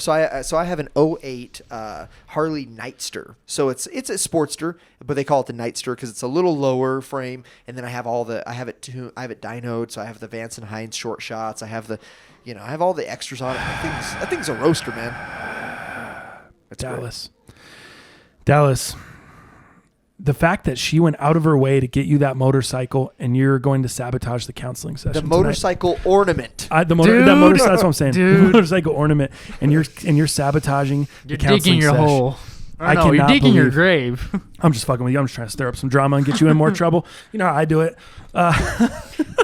Oh yeah. By the way, Robin Go asked ahead. me to ask you something. She's like, "So, how come Zach never goes to Mia's house?" And I kind of briefly told her. I said, Yeah. I said, Robin, This is podcast combo. We got to dare it out on here, huh? I guess so. Okay, go I ahead. said, All right. I said, Robin, fine. I said, Don't what, got anything what- else to talk about? It's fine. No other content. Don't got a whole fucking list of rundown shit to Just get got to to. do it. So I said, Robin, here's what I know. Okay, Mia still lives with her mom at their house. So I Yeah. assume they want their fucking privacy, and he doesn't want to fucking be a part of that. Right. So that's weird. So franchise has the house. Mia's cool with driving over there, and I think that's what they do. And Robin's like, well, remember when I did that for you? I drove to your house all the time. You never drove to mine. She's like, I held resentment after a long time. And she's like, I just hope that doesn't happen. So she was just concerned for No, me. here's what we do. We when it comes to other people's relationships, we usually just take a shot of mind your own fucking business. So here's fair what enough. So this is how we do it. Hey, me and Robin are kind of friends now. Yeah, okay? I know, So- but I don't need her creeping fucking resentment into cracks of our relationship that's not enough. there. Fair Okay, enough. so we don't need to be talking about resentment, Robin. What we need to do is just mind our own business and realize the situations aren't the same because you had your own house. Dallas has his own house. Mia lives with her mom and her twin sister. Her twin sister and her mom and her all bought a house together. They were three single women at the time. They were the three best friends. Yeah, they were three best friends that anyone could have. You know what I mean? For sure. That's just what it was. They're Do you have that audio file? They're doing a little bit of this style right here. We are back! We are back! We are back! And we're the three best friends that anybody could have. We're the three best friends that anyone could have. There you go, right there. There's your boy Al. That's awesome. Alan, if you need him, he's here. Alan, how's my hair? Does it look cool like Phil's? Yeah, is it like Phil's? You're the coolest, Alan. You are too, Phil. You are too, Phil. Anyways, so that's the situation. And also, here's another benefit to that. If Robin must know, She must. I live on the side of town where Mia's job is. She usually commutes in the morning, or before she was staying at my crib. She would commute all the way across town. In rush hour traffic, it'd be taking 30 to 45 minutes. I live 10 minutes from her job. In morning traffic, whatever you want to consider that, I don't even think there really is any traffic for her. It's just a quick little fucking breezer, dude. 10 minutes, she's at the work. She loves it. That's right. Especially because she's doing the yoga teacher training. She doesn't get done with that shit till after 10 or so at night. So she usually gets over to my crib 11 o'clock, whatever. We just pass out and go to bed, and then wakes up and goes right to work. She could get some extra sleep. Right. She doesn't have to wake up as early. It's not as stressful. Usually, I'm already leaving by the time Thursday night football's over, and she's just rolling up. Right. Times, yeah. Yeah, exactly. Totally. So the shit just works for us. Like, nice. There's no, like I said, there's no resentment. There's no anything. I mean, the situation works for us because her job's on that side of town. She lives with her sister and her mom. They don't need, like, if I have my own place, why not? Or why aren't we adulting and doing our own thing? Why am I going over to her where her sister and her mom live? You know what I mean? Like, that's just the situation they have going. Like, they all three bought a house together. They all have equity in the crib or whatever. They did a bunch of remodeling and renovations. It's an investment for them, but they're like, fuck it. We're all three living together anyway. Let's get, the mom sold their old house. They all three went in, got this crib, and now they're all doing their thing. They fucking all pitched in and got a hot tub together. They got a dope ass hot tub out there. Like, cool shit. Have I been there before? Have I seen the place? Yeah. But do I go over all the time? No, I don't, because it doesn't make sense, because I'm an adult. You're not trying to be a part of their business. You're Right. trying to create your own. Exactly. business. We're doing our own thing. We're doing our thug thizzle. You know what I mean? So that's kind of the situation there. I'm glad Robin and all of our listeners know that. Yeah, I'm glad we could really iron that out on the cast. That's important. Really, really important stuff here. Hey, we got a great audio file out of it. I'm pumped. Anything more on sneakers before we move into the YouTube comments? Sneakers or relationships? No, we're good. All right. YouTube comments from the last episode. Audio got clipped for copyright, as you already know. It was a big pain in the dick. Yeah. Longtime fan of the channel here from Ireland. Great podcast again. What do you guys think of the Ultra Boost 2019 model? Will you be copying? Also, have you or would you ever travel to Europe for a sneaker con or any other event? We talked about the 2019 Ultra Boost. What about sneaker con or traveling over to Europe? I know you've been there before. Yeah. I think you talked about that on the show here. Yeah. London, was it, right? UK? Yeah, here's what I would say. Yes, we would definitely do that. And I can't answer for you, but I would say, yeah, I mean, if the business decision is right, obviously we're going to make the correct decision for the cast, but we're not going to do it on our dime. You know, no doubt. We'd love to have sponsors, anybody looking at us, that's great. But, we're not going to do it on our dime. We're giving great content, what we believe is great content out there. And, we're not wasting that. We're not just doing it for fucking free. We are doing it for our listeners right now to grow something. But if a SneakerCon wants us or, somebody hits us up, cool. Make it right. Yeah, we'll be there. We the first traveling that we really have lined up for the podcast, I think, is going to be Colombia. I think that's going to be after either February, March, somewhere after we get into the new year. The homie Yayo is going to be down there. We're going to do a podcast with him because his story is just fucking incredible. Insane. The Certified Tattoo Studio's story and how it started and where this guy's come from, and it's just going to be a dope episode. So he's down there in Colombia doing some things down in Medellin, working with a couple different Spanish rappers and music artists down there. Spanish rap is really going to blow up in 2019, 2020. It's already kind of with the whole Despacito and all that shit, the pop movement, it's gotten big. Now it's going to be Spanish rap. You're going to see a lot of Latin rap. Yayo's kind of facilitating that. I don't want to give too much away. It's his story to tell, but it's going to be dope. We're going to go down to Colombia. We're going to interview him on the podcast, kick it for a couple days, and your boy's actually going to get his teeth done. He's got a teeth connect down there. I'm so fucking excited. I think Chris Roberts from here at the shop, he's a tattoo artist here, one of the dopest watercolor artists in the state. He's going to go down there with us, get his shit done. Dope. Dal might get inspired, get his teeth done. No, I don't think you're going to. I think your teeth are fine. My teeth are fine too, but me, I'm always trying to level up. Yeah. But yeah, it's going to be fun, dude. It's going to be a lot of fun. I'm really excited for Colombia. Think I get a beard implant there? That would be dope. Fucking That would be fire. dope. That's one thing, man. I'm so blessed. Like the beard and shit. Like there's just certain things you can't fucking change. If I really wanted to go get more hair, I could. Yeah. A beard, you really can't. It just kind of is what it is. Your dick, if it's small, it just fucking sucks. You got a little dick. You know what I mean? Like it just is what it is. Totally. If your nose is fucked up, you can go get a nose job. Your fucking cheeks look like you did meth and they're kind of sunken in. You can go get some fucking cheek implant. You could do a ton of shit. filler. There's just certain things that you can't change, which I feel like height. I got blessed with height. I got blessed in the right fucking areas to where I'm really happy. The things that I can change, that I want to change, I'm able to. Yeah. The stuff that I can't change, I'm very happy with the cards I got dealt. You know what I'm saying? So I'm pumped about that. I'm pumped to go to Colombia. Pumped to get new teeth. I'm gonna have that fucking movie star smile. Watch. It's gonna Sick. be. You saw Yayo's shit. Have you seen his shit? Yeah, it looks clean. Fucking shining, Yeah. bro. God, I'm jelly of that. Next comment. Field of Dreams is a classic. Wait. Sorry. I was combining two comments. Field of Dreams is in a class of one. Best baseball movie ever. Growing up in the UK in the 80s and 90s, we weren't exposed to Major League Baseball like we are now. FOD, Field of Dreams, is the reason I fell in love with the sport. I think I kind of shit on... I don't think I shit on Field of Dreams last episode, but I kind of said, I like Rookie of the Year better. Yeah. I think the reasoning might be I didn't see Field of Dreams until probably 20 years later, dude. Yeah. I mean, I don't even know when that came out. It had to have been. It was over 20 years later that I saw it. So you know how sometimes like old movies like that, if you didn't see them when they came out, they don't really hold up. They don't resonate. They don't necessarily resonate as well. hold up, yeah. But if you saw it back then, it still has the same fucking, you still get that same feeling when you watch it. It's probably the same thing with Rookie of the Year. If you've never heard of that movie and you just threw it on, you'd be like, what the fuck? Kid breaks his arm and now he throws 110 miles an hour and he got signed by the Cubs. What the fuck's going on here? I love it. I loved it as a kid. I love it now. It's just like Home Alone. I watch this shit every Christmas, 1 and 2. Love it. Loved it as a kid.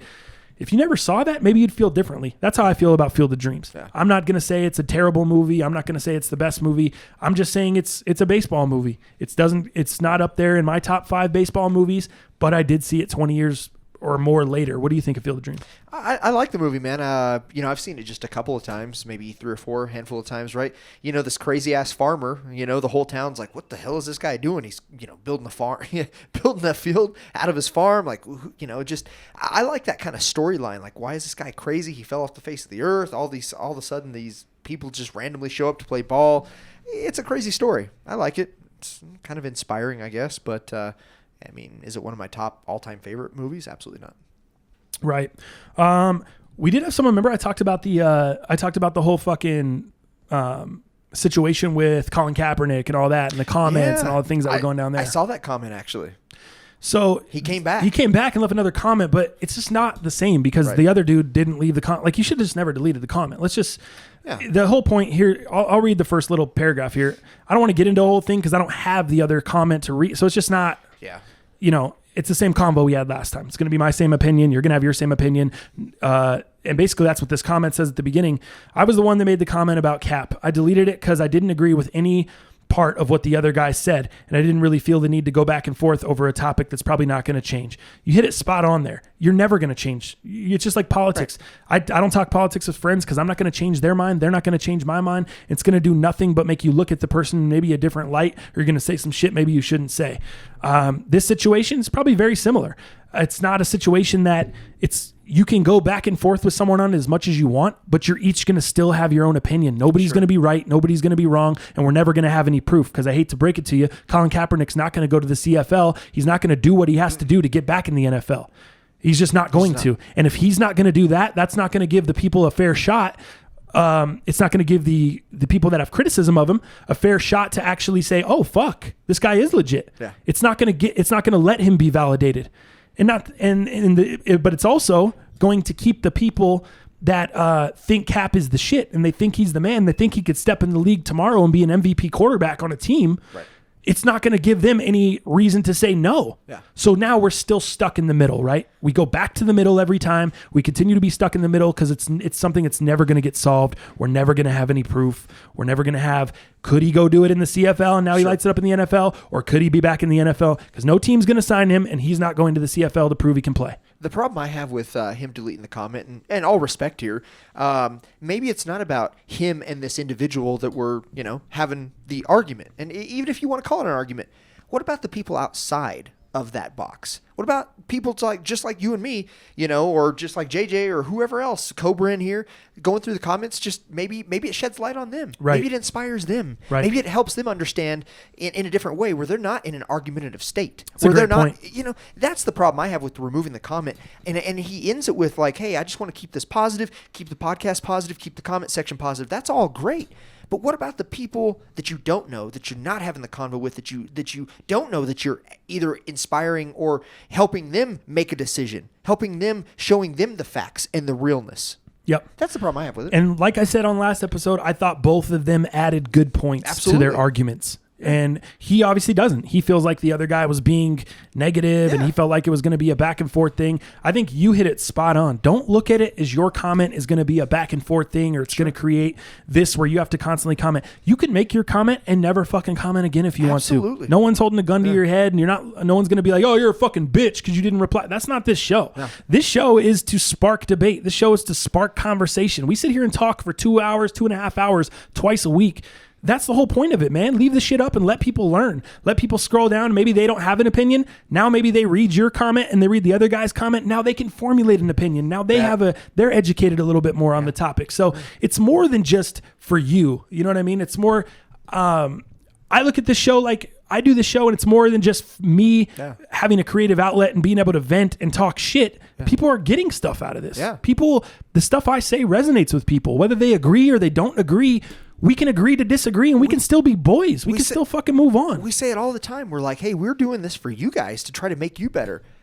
How the fuck do you not think we would like you to try to make us better? No doubt. We say it all the time. Right. I don't fucking know everything and I don't have the answers to everything. Like I'm more than happy to read through some comments and try to learn some things, try to educate myself a little bit, to try to look at the opinion on the other side. It's like I said the last episode, the whole point is to look at the other fucking side. Yeah. If you're talking to motherfuckers that are like-minded and just like you all the time and giving you the same opinion that you're saying, what are you really learning? Dude, you and I are so alike.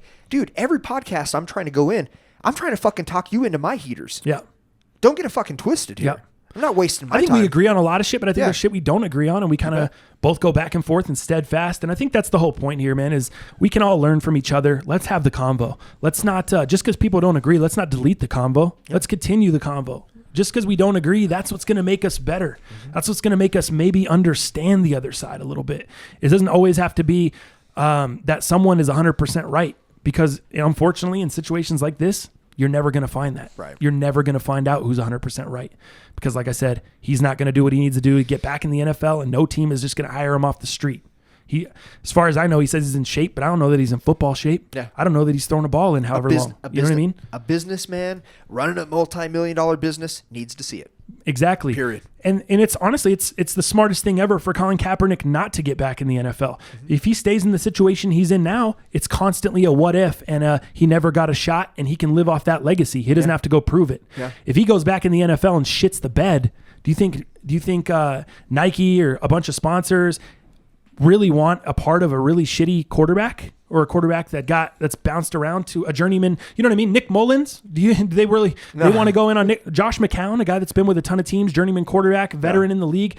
Are they signing him? Do they really? Derek Anderson. Maybe they would because of the social aspect and the kneeling and all that stuff. Maybe they'd still want a part of him, but I think that definitely hurts his brand. Right now, what he's doing now is nothing but good for his brand. Yeah. He's just staying steadfast He's on his point. He's acting like, hey man, I want to be there. They're not giving me a shot. Yep. No one's letting me in. And it allows people to feel that sympathy for him. It allows people to take his side. It's not as easy to take his side once he gets in the league and throws 4 picks back-to-back weeks. Sure. You know what I mean? Yeah. It's just a different game. So that's where stuff changes. So I think he's smart in staying the position he's in right now. Fuck, if he's not no guts, no glory type of attitude, and I'm going to go to the CFL and prove these motherfuckers wrong and do what I got to do to get in the league, I'm going to kick the door down, I don't want to see him in the league. If he doesn't want to do all that, just stay, dog. Just stay away. Yeah. Do your thing. Keep collecting your checks. Keep being an activist and fucking protesting for your rights. Do your thing, dog. Trying to better the world. Get it? Yep. Just do your thing. So moving on here, let's see. You guys got me wanting Excuse me. You guys got me waiting by my SeatGeek app for those Hootie and the Blowfish tickets. Nice. From Carlos there, big Hootie and the Blowfish fan. Which we are as well. Entered no raffles, slept on release day, went to Nike Town in San Francisco the day after for the Concord release, and copped a size 13. They had many, many pairs left. Probably still do. So I think that's in your bigger markets. Obviously, San Francisco is a bigger shoe market. Yeah. It probably didn't happen somewhere in Denver. I mean, you probably couldn't just walk in the afternoon and cop any Concords here. But out there, I believe it. Yeah. Maybe Florida, California, New York. I can see it. And GS sizes, I think you could still cop maybe even today. Yep, is what I'm seeing at places. So yeah, for sure. No surprise there. That's really it on the comments, man. Not a ton this week because it went up late because the YouTube had to fix the fucking audio and go through all this stuff. But the Colin Kaepernick situation, Johnny Boost went in on a couple of opinions there. A gentleman named Cali Life came through with a couple of opinions. So there's a really good conversation sounding off in the comments if you want to jump in on the Colin Kaepernick situation. Like Prince Kali said, and he's just trying to positive vibes. It's no negativity, no bullshit. Sure. But if you want to give your opinion and add some things to the conversation that you think haven't been said, go ahead and do it. Do it. Shit, I encourage that, man. I always encourage us to have that combo, to move things along with combo. I think that's cool on the YouTube comments. You want to move into some fantasy stuff here, NFL. Yeah. Let's see. It sounds like you need some help. I do need help. Sorry, I just got a new comment on the new YouTube video. Oh yeah. Let me see if it's worth reading on here. It like literally just came in. Huh. Oh, here we go. From Nick. I disagree with the colored photo comment. So we talked about last podcast. Someone mentioned in the comments we should maybe change our photos. Yeah. For thumbnails to color, and it might make them pop more. It might make people take more interest in the podcast. More people jump on board watching. He said, I disagree with the colored photo comment. The black and white perfectly contrasts with the colored images that are overlaid. Example, Supreme, NFL, Ultra Boost, colors, and logos in the podcast thumbnail. So he kind of said what we said. I think we disagreed as well. We thought the black and white with the colored logos does make it pop. We feel like that does draw attention. It's different from what everyone else has. They just have colored photos. Some have text on them, some don't. I mean, there's a million different thumbnails, but I feel like ours do pop a little bit. Yeah, so I like it. He agrees with us on that one. Appreciate it. As far as fantasy football this week, man, we have the DraftKings tourney going down. The season's kind of winding down. Mm-hmm. So DraftKings is winding down as well. We'll continue to go all the way through the Super Bowl. Now that you can do the captains mode, we could play a Super Bowl. You used to have to have 2 games minimum. Totally. But this year they changed that. And the injuries keep on fucking coming. Injuries keep coming. Yeah. So I'm going to need some advice, guys. Very rarely do I ask you guys for fantasy advice. Usually we're the ones giving out advice. But I'm just like you, man. I'm human. I don't know what the fuck to do. Good. I don't know what the fuck to do. I would appreciate any advice you guys have in the comments on these rosters, these stardom situms. This is where I'm going to go with stardom situm this week because your boy needs the help. Now, I will say this is probably not the best idea to be asking you guys for fantasy advice or anyone for that matter because I'm in the playoffs in 3 leagues. I won all 3 leagues last week. I'm still alive. You're in 4. I'm in 3. Yeah. And I got here by myself, right? Yeah. I got here on my own fucking accord. And you and I are still in one together. Yes, which we are. makes it a little tough as well. Yep. So I got here on my own accord. I should probably just stick to that. I should probably not fucking start to switch shit up, not get stupid like I did last week and sit Gronk and sit Landry and they both go off for over 20 and I still end up winning the league. But the point is, I shouldn't be varying my strategy, but I am going to because we have the podcast and I really need some help. I honestly don't know what to do, dude. All right, so first of all, I got Matt Ryan. Matt Ryan has been absolutely terrible Dog shit. the past couple weeks. And the funny thing is he hasn't been terrible fantasy-wise. He's just been terrible in the games, as have the Falcons. Fantasy-wise, he's like the Vance Joseph, dog, of players.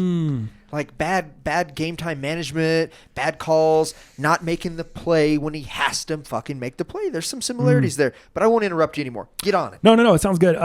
Just had to add that. That's what I feel. At Green Bay last week, he did 26. We saw what happened. They got throttled in Green Bay, but he still threw up 26. He did. It was all in garbage time. I wouldn't expect that. Week before against Baltimore, now this was the stiff one, he did 9. Yeah. That's what really soured me on him because the week before he did 24, but then he had another down week before that, he did 15. Then he had 24 again. Then he had 36. And he had 21. So he was going good until about week 11 against Dallas. He did 15. Then he bounced back against New Orleans, did 24. But then he did 9. So this week he's playing Arizona Cardinals. Arizona Cardinals are the third ranked passing defense against fantasy quarterbacks in the league. It's a tough matchup.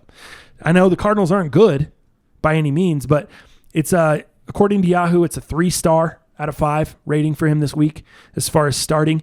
My other option is Josh Allen on the bench. He's playing Detroit. Detroit's middle of the road. They're 15th against fantasy quarterbacks. So middle of the road, they give up quite a bit more fantasy points than Arizona. And Ziggy Ansah's out.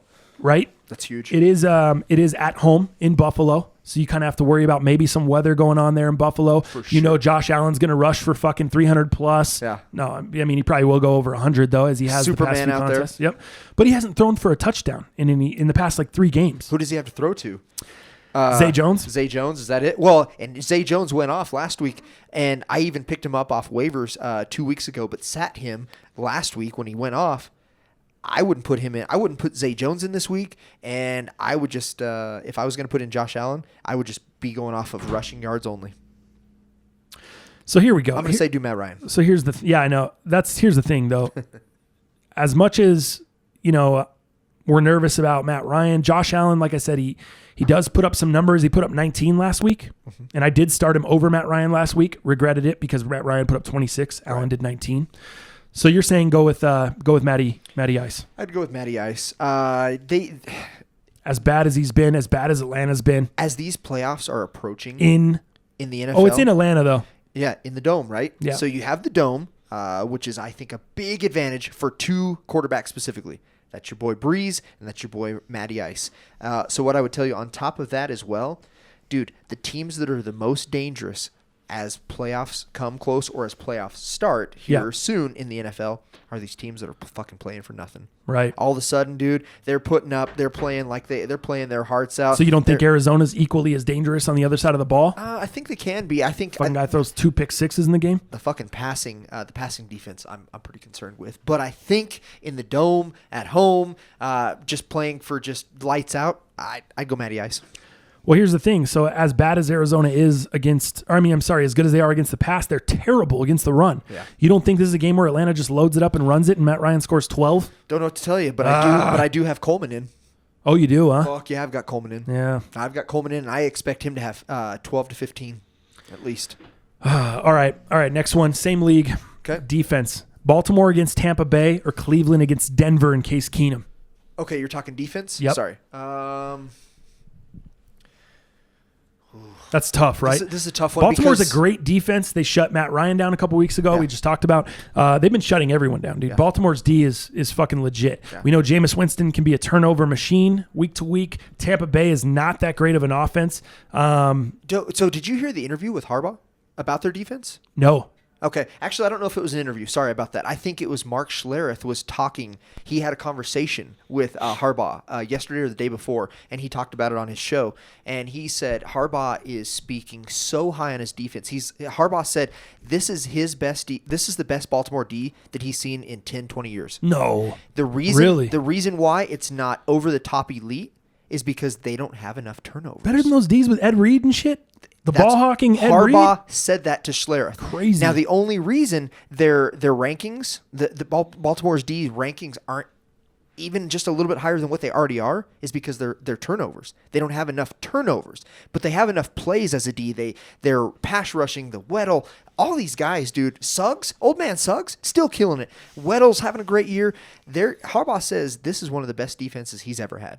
And you don't think that Case Keenum, hearing the comments about from Vance Joseph earlier this week about him needing to take more shots downfield. He's got to open it up, especially when teams are coming in, stacking the box, all this stuff. Vance Joseph kind of calling Case Keenum out. You don't think he's going to kind of let it rip this week and throw 4 picks? Case Keenum is letting it rip. Does he throw 4 picks? I don't know. But Cleveland's D's good. They're great. A lot of young talent on that team. Their pass rushing's great. Yeah. I'm taking Baltimore's D. I am. I'm taking Baltimore's D this week. All right. I'm gonna go with it. Baltimore's D. Against Tampa instead of Cleveland against Denver. Plus, you always said you can't. Dude, this is the home team. What's that? You can't bet it. You can't bet I know, but it's fantasy, man. Stop playing. It's not betting. It's fantasy. That's right. You can't. You got to put the emotions to the side in fantasy. I would do a little bit more research on Baltimore's D. That's who I would take if I were you. Against Tampa. Yeah, we'll see what the listeners say, but that's who I would take. Dude, you know who's really been shit in the bed? Drew Brees. I know. I don't know what to do. What do I do? You're there too. What are you talking about? I got him in 4 leagues. I only have him in 1 league. Dude, I have him in one league. he's my quarterback in all 4. Oh, your playoff leagues? Yes. Oh, wow. What are you talking about? What are you gonna do? Of course. Are you just starting him? It's Drew Brees. You got to roll with them, or are you fucking looking for some other options? So are you scouring the wire a little bit? No, I'm rolling with Breeze, man. He is what got me all these So wins. I should do the same then. I'm going with Breeze. He's against Carolina. Not a great pass D. No. Struggling themselves. Yeah. But it's in Carolina. He's again on the road. Is this 3 straight on the road? Can we get this guy back to the dome here? We need this guy in Fantasy the dome. playoff time. Can we get him back? Let's see. So, Dude, it wait. is 3. He lost to Dallas. Yep. And then they barely. Oh no, they beat Tampa kind of convincingly, they but beat him by like 10 trouble. 10 or but 11. but Drew only put up 14. That's not a good playoff fucking score. Dude, his last 2 matchups put up 9 against Dallas, put up 14 Yeah. against Tampa. So then you got Carolina this week, and then you got he's going 26 this week. 26. He's huh? going 26. He's going off. He's going on 26. the road 26 on on grass. 3 TDs. Wow. 26 points. Wow. Excited. Yep. You're excited about Drew. All right. I'm sticking with Breeze. All right. Fuck it. Drew Brees. We're rolling with him. Let me see what else I need here. I got another little Eckler. Is Eckler out tonight? Eckler is officially out. Are you starting Justin Jackson? Flex. So here's my As a flex. Oh, you are putting him in at the flex. As huh? a flex. Well, I only got him in one league because you took him in all the other ones. Yeah, I got him in everything. What a jerk. I fucking went and grabbed everyone. I'm Oh, putting you him- need Damian Williams? He's on my team. I'd put him as flex as well. But Spencer Ware, I don't know how beat up he is, but I see him having limited, very, very limited carries. So I would put in Williams for sure. Damian's got to go So in. Spencer Ware's playing tonight?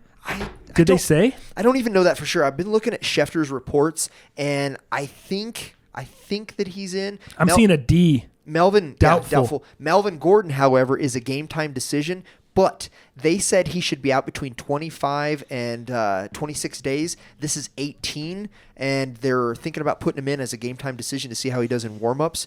But in my heart of hearts, I'm thinking he's an 80% chance that he's out. Are you starting that Jeff Wilson Jr. from the San Francisco 49ers? Yes, I am starting him because Breda is going to be in. He's on limited carries from what I've seen and from what I read. And I think Breda's probably going to have a possibility of a 30, 40-yard breakout because that's what Breda does. But he's so limited that I think you got to go Wilson. So for me tonight. Over Breda, that is. Now, I'm not talking over Damian Williams, any of these other guys. I'm just talking those Here's two. my running backs that I got. Okay, I need some help here. Okay. From you and the fellas. Fellas, help the kid out here. Or ladies. Ladies answers. All right, so I have 2 running back spots. Oh, shit. Oh, I thought sorry, I dropped my phone on my keyboard and I thought it stopped the podcast. It stopped recording. It didn't do any damage other than you guys might hear a noise in your ear. Yeah. Anyway, okay, so I got 2 running back spots. I have Justin Samuels locked into one. Not Justin Samuels, I'm sorry. Jalen Samuels locked into one from Pittsburgh Steelers. Yep. Is Connor playing this weekend? Have you seen anything about that? Tomlin was very smug on his reaction. He says, you know what? He didn't practice yesterday. Obviously, he hasn't practiced this week yet. I will tell you that. And Tomlin was being smug about it, saying, we're going to try to get him in if we can. I don't think he's playing. And Connor? I have him in the bench on 3 of my leagues right now, and I want to put him in so bad. It was strictly concussion, right? No, dog. He's got an ankle. Oh, that's right. He's got the fucking ankle. Yeah, I'm not seeing any more updates other than yesterday, still not practicing. So, Smug Tomlin. Here's my problem, I have bro. him on the bench right now. Here's my problem. I got Justin Jackson. I got Damian Williams from the Chiefs. Both of those guys go tonight. So if I start both of them, then I'm done at running back. Yeah. But I also have Samuels, and then I also have that Jeff Wilson Jr. Eckler's injured. I'm not starting Royce Freeman. Kerryon Johnson's injured. He's questionable. I don't think I would start him. Nope. So realistically, dude, it comes down to a 3-man rotation. 4-man rotation. Samuels, Jackson, Damian Williams, or Jeff Wilson Jr. What 2 do I go with there? Okay, so you have to put 2 of those 4 in? Yeah, 2 of them in the running back spot. Gosh, I'm struggling, dude. I know Samuels, if Connor doesn't play, Samuels catches a ton of balls out of the backfield. Absolutely. This is a half-point PPR. Gotcha. In this league. I think Samuels is the lock right now. So you put him in right now until we figure out a little bit more about Connor. Samuels is your guy. Guaranteed. He's but one of here's the the 2. problem. Jackson and Williams play tonight, so that burns 2 of the guys. That's right. You know what I mean? They're burned up. So if I don't put them in tonight, they're gone. I'm in a tough spot here, dude. I'm in a really tough position. Initially, here's what I think I was going to do. I was going to go Samuels and I was going to go Jackson. Jackson or Williams tonight. But I'm leaning more towards Jackson if Eckler sits. Yeah. Because I think the Chargers need him more. They're going to need to rely on him more. Only problem is you get in a shootout with the Chiefs, all of a sudden you stop going against the run. And I don't know if they throw to Jackson a ton out of the backfield like they did Eckler. I don't know the kind of other than seeing him against the Broncos a couple weeks ago and then the limited. What are you talking about? Eckler is a for sure out. What are we doing here? No, I know. I'm talking about Jackson not catching the ball as much as Eckler. I think he's versatile. I think you go with him. Eckler is for sure out. So fuck Jeff Wilson, fuck Damian Williams, and you go Jackson and Samuels. I do, because guess what, man? Look at what Mike Williams and Tyrell Williams have not done. Even when Eckler was in, those are arguably, you're not throwing it to old man Gates that much, right? Maybe at the goal line stints, fine. But plus the Chiefs Mike have Williams, the second worst run D in the league. Dude, Mike Williams, Tyrell Williams ain't done shit, dude. I think Tyrell did 45 yards, or was that Mike? I don't even remember. But one of them did 45 yards. The other one had like 14.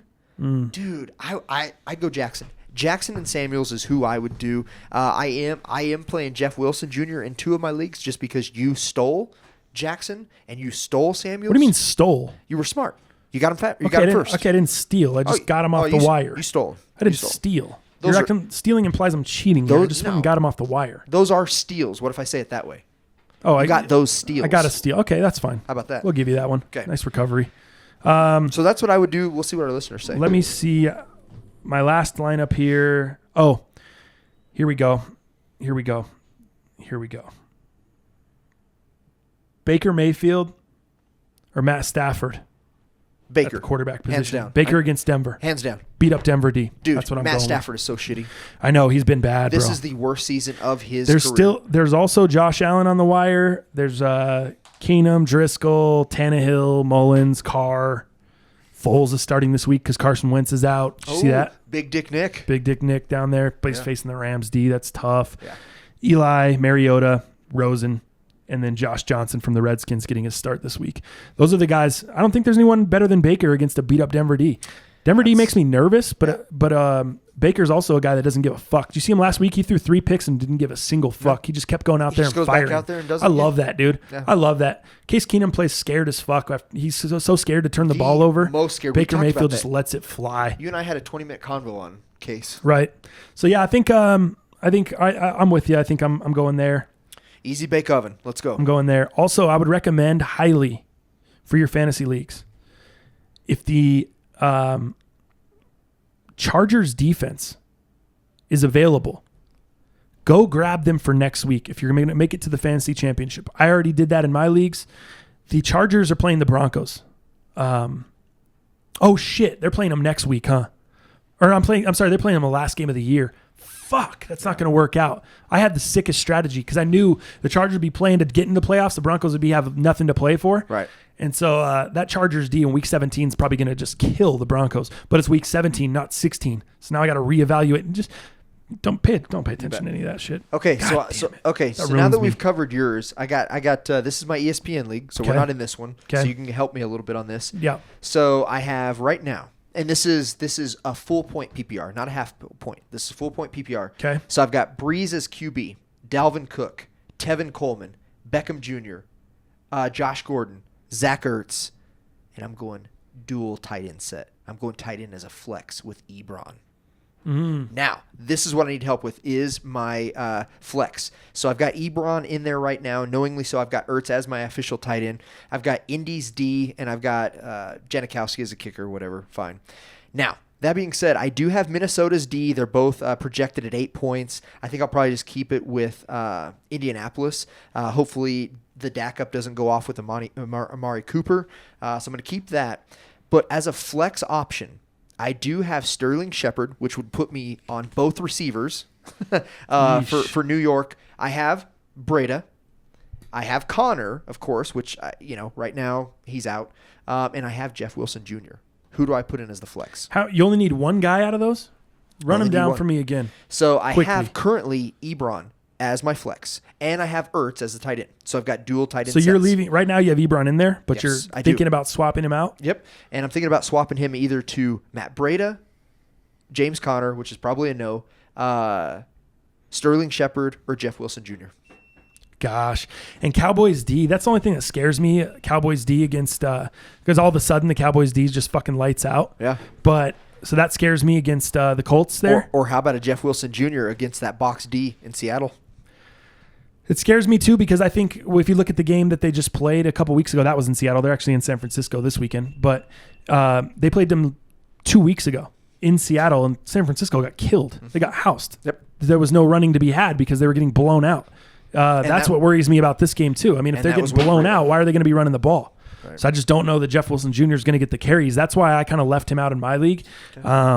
I was more considering Justin Jackson or Damian Williams. He was just there, but I don't think he has that good of a game this week. I think the Seahawks run D is solid, and there's potential of a blowout. Okay. So are we going Ebron or are we going Sterling Shepard? Dude, I like Ebron.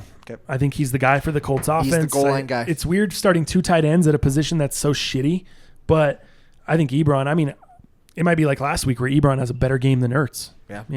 But Ertz is always solid, especially with Foles coming back in the Foles has to have some consistency, and Ertz is the guy. No doubt. Yeah, he's gonna need to go to Ertz early and often just to kind of get comfortable. Just a little underneath, little security blanket action. Yep. Yeah, I like that. That's the move. I like both. That's what I have. All right, you want to move some NFL headlines before we jump into heaters and kind of wrap this thing up? A couple of different ones this week. The Raiders, big topic of conversation, them having no stadium. The stadium rights for the Raiders have run out. Their lease is up there at the Oakland County Coliseum where USC plays. They're out after this season. Yep. So now they're in a kind of a weird spot because they don't move to Vegas until 2020. Stadium is not going to be done until 2020. They have no place to play for next year, the 2019 season. I've seen a couple different options listed. Have you seen the same thing? Yes, I have. So here's the other thing. So you know about the lawsuit, right? It's a full lawsuut that the city of Oakland Oakland has put against the Raiders. And what they're saying, this lawsuit basically just says here is, is the defendants, i.e. the Raiders, violated the antitrust law of the league's own policies when they boycotted Oakland as the host city. The Raiders' illegal move lines the pockets of NFL owners and sticks Oakland, its residents, taxpayers, and its dedicated fans with the bill. So that's kind of what this lawsuit stems from. That being said, if that goes through or what happens with that means Oakland doesn't have a place to play because of this segment as well. So are they going to go to San Diego to play, where the Chargers used to play their old stadium? Are they going to share the stadium, with the 49ers? Do they work something out there? That's kind of some of the rumors that I've heard, but what happens? What happens to these Oakland Raiders? I don't know. From our batteries running out. I don't think that I don't like any of those options. I don't like staying in California at all. I like moving to Vegas. I like finding a spot in Vegas. Yeah. I saw Reno was an option. I don't even love that as much. I like it more than California. Yeah. But you're going to Vegas anyway. Just get the fuck out of California. Be done with California. Move to Vegas. Play at UNLV. The Wolfpack, University of Las Vegas Stadium. Sure. Play there for a year and then move into your own stadium. You're in Vegas. It's going to give you a little proof of concept. It's going to show that you guys can actually draw spectators to the game. You're going to sell that place out, smaller than an NFL stadium. Why not move them there? It's similar to the Chargers playing at the StubHub Center over in LA now. Mm-hmm. And initially, I thought San Diego was a good option. Playing in that stadium the Chargers used to play in, because San Diego's not that far from Vegas, so you might be able to draw some of the people out that way. It's hella far from the Bay, from where Oakland, but it's not that far from Vegas. So initially, that was my thought. But once I thought about UNLV, it just feels like a home run. Yeah. Put it in Vegas. You're going to be moving to Vegas. Start building the fucking fan base there. Start bringing people out and use it as a proof of concept. You don't need to stay in California anymore. Right. You're done with California. You're moving out of there. Yeah. Be done with it. A lawsuit is kind of that final straw. Get the hell out of here. Just get the fuck out of California. Totally. Tell them to shove it up their ass. You know what I mean? Like, shove your lawsuit up your ass. Right. That's my that's how I look at it anyway. I don't know. I just don't see any point of staying in California. So then moving on, NFL headlines, that kind of brings us to my next point. the 2020 NFL Draft. Yeah. I was pumped. Denver was in the finalist of host cities. We had an option. We had an opportunity to possibly get the 2020 NFL Draft there. Yep. Got shit on. Yeah. Vegas won it. The more I thought about it, as much as I would love to have the NFL Draft here in Denver, I'm kind of glad. Vegas wants it. Let them have it. I'm kind of glad because now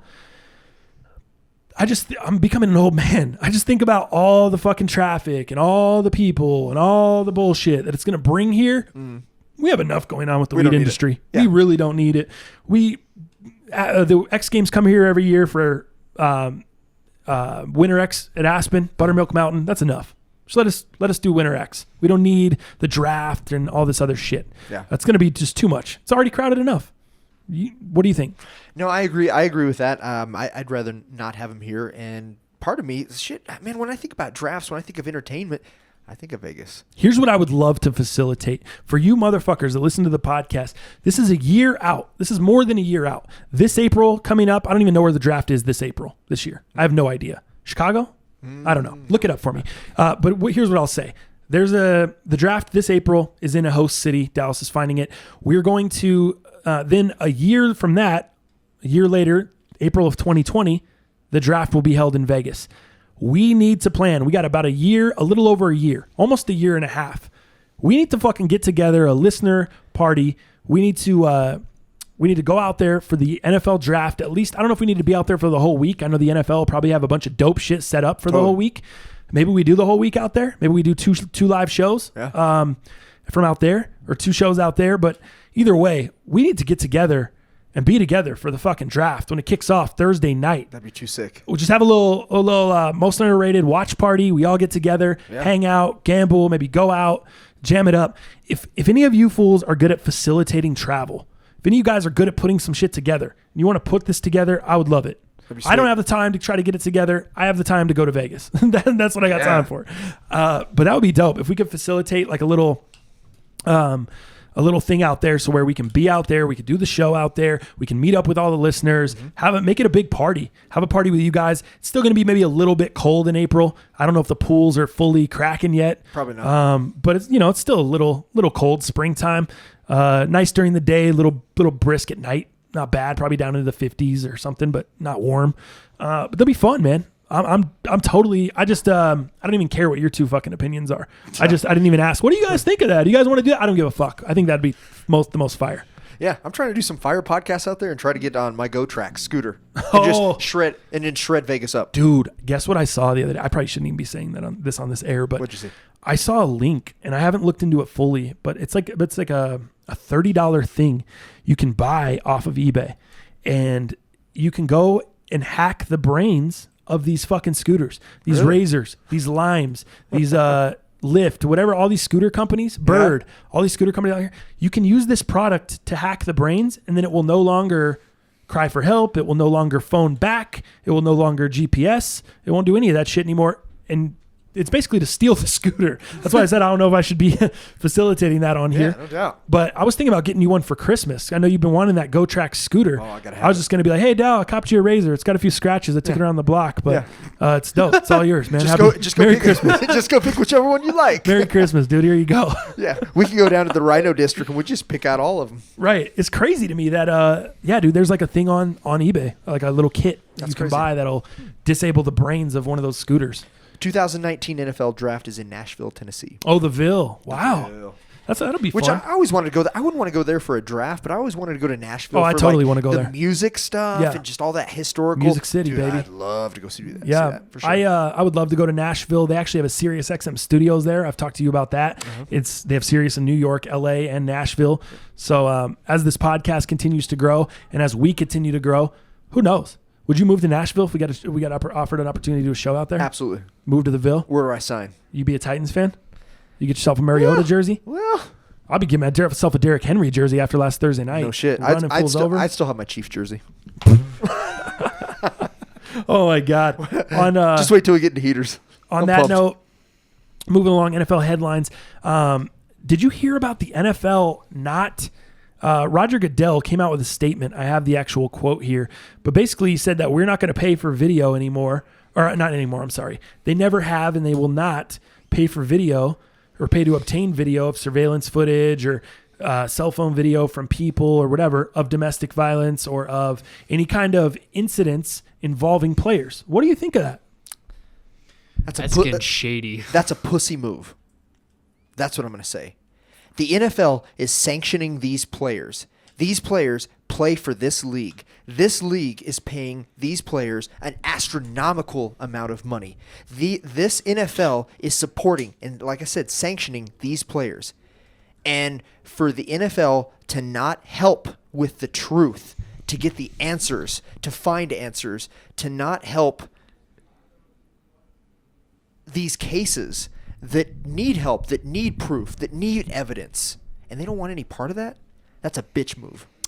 Yeah, I totally agree, dude. That's my feelings. It doesn't make any sense to me that why wouldn't you want to find out actually what happened? Yeah. Why would you want to leave it in TMZ's hands or whoever's hands and then get it later on? You've already looked like shit multiple times because you've continued to let guys play that should not be playing. Bet. You know what I mean? And then we wait for video to come out, and then it's all this backlash, and then it's all this outrage where it should have been the backlash and the outrage to begin with, or you could have sped that process up and got the video months ago. Mm-hmm.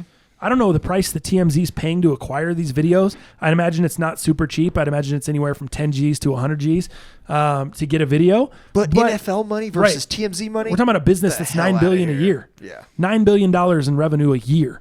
And you guys can't cough up a couple hundred racks for a video? Get out of here. To try to see what really happened? Yeah. That doesn't make any sense to me. That bums me out, man. That in my opinion, man, the brand, the image, the credibility, and we all know the NFL is no fun league anyways, but man, they just lost a lot of credibility. They just lost a lot from me, and I know I'm just one dude and one person, but I think that sucks, dude.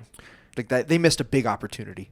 It kind of just what kind of is a little weird about it to me is it just doesn't make sense. And so it could be the commissioner straight up lying to our face and just saying, no, we're not going to do that. And then doing something different behind the scenes. Right. You know what I mean? So we don't know for sure how it's going to play out, but I'd imagine everyone else is going to feel similar to how we feel. There's going to be some backlash from it. And there's going to be some, what the fuck are you mean? You don't want to get the truth? Who doesn't want to find out the truth? That's what it feels like to me. It just feels too simple. It doesn't make sense. So they could be telling us one thing and straight lying to us and doing something else. But you never know, man. It does kind of open up a Pandora's box, though, of blackmail and things like that. So I think maybe that's where the NFL, not to shit on them completely like you are, just to kind of give them benefit of the doubt a little bit. Maybe that's where some of the trepidation or them being skeptical is coming from, is more of a, hey, do we really want to open Pandora's box and then have all this blackmail going on, have people soliciting videos to us, have people setting up NFL players in certain situations, filming it. You know what I mean? Yeah. It can lead you down to a weird path that way too. I can understand some of that, but yeah, I mean, I'm just really for the cause. I want the cause to be taken care of. I want, I stand up for the people. I stand up for the people who can't protect themselves, and I stand by that. But I can be open to hear what you're saying. Yeah, no, that's all. That's all I'm saying. I'm just trying to give it both sides, man, and how you come out on it is all opinion. Like I said, I mean, at this point, it's all speculation. We're not going to know how this really shakes out until the next case, the next thing that happens that has video with it. We all hope that doesn't happen, but let's be real. These are young men and it's inevitable. Something's going to happen. Someone's going to slip up. Someone's going to do something or say something stupid. And once we have video of that incident, we're going to find out what really happens here. Did the NFL go to acquire that video, or did they, stand by what Roger Goodell said and they're not paying for video? We won't know. We'll have to wait and see. But part of me feels like they're going to be paying for videos. Yeah. They're going to be paying to figure out what the hell happened. They just don't want to say it publicly and put that in people's heads that they can blackmail and do all that other shit. But they're going to do it. That's my feeling behind the scenes. Yep. That's kind of where I come out on it. All right, we cool on that. Is there anything more you want to jump into before we get into heaters and kind of wrap up the show here? Was there anything else you had?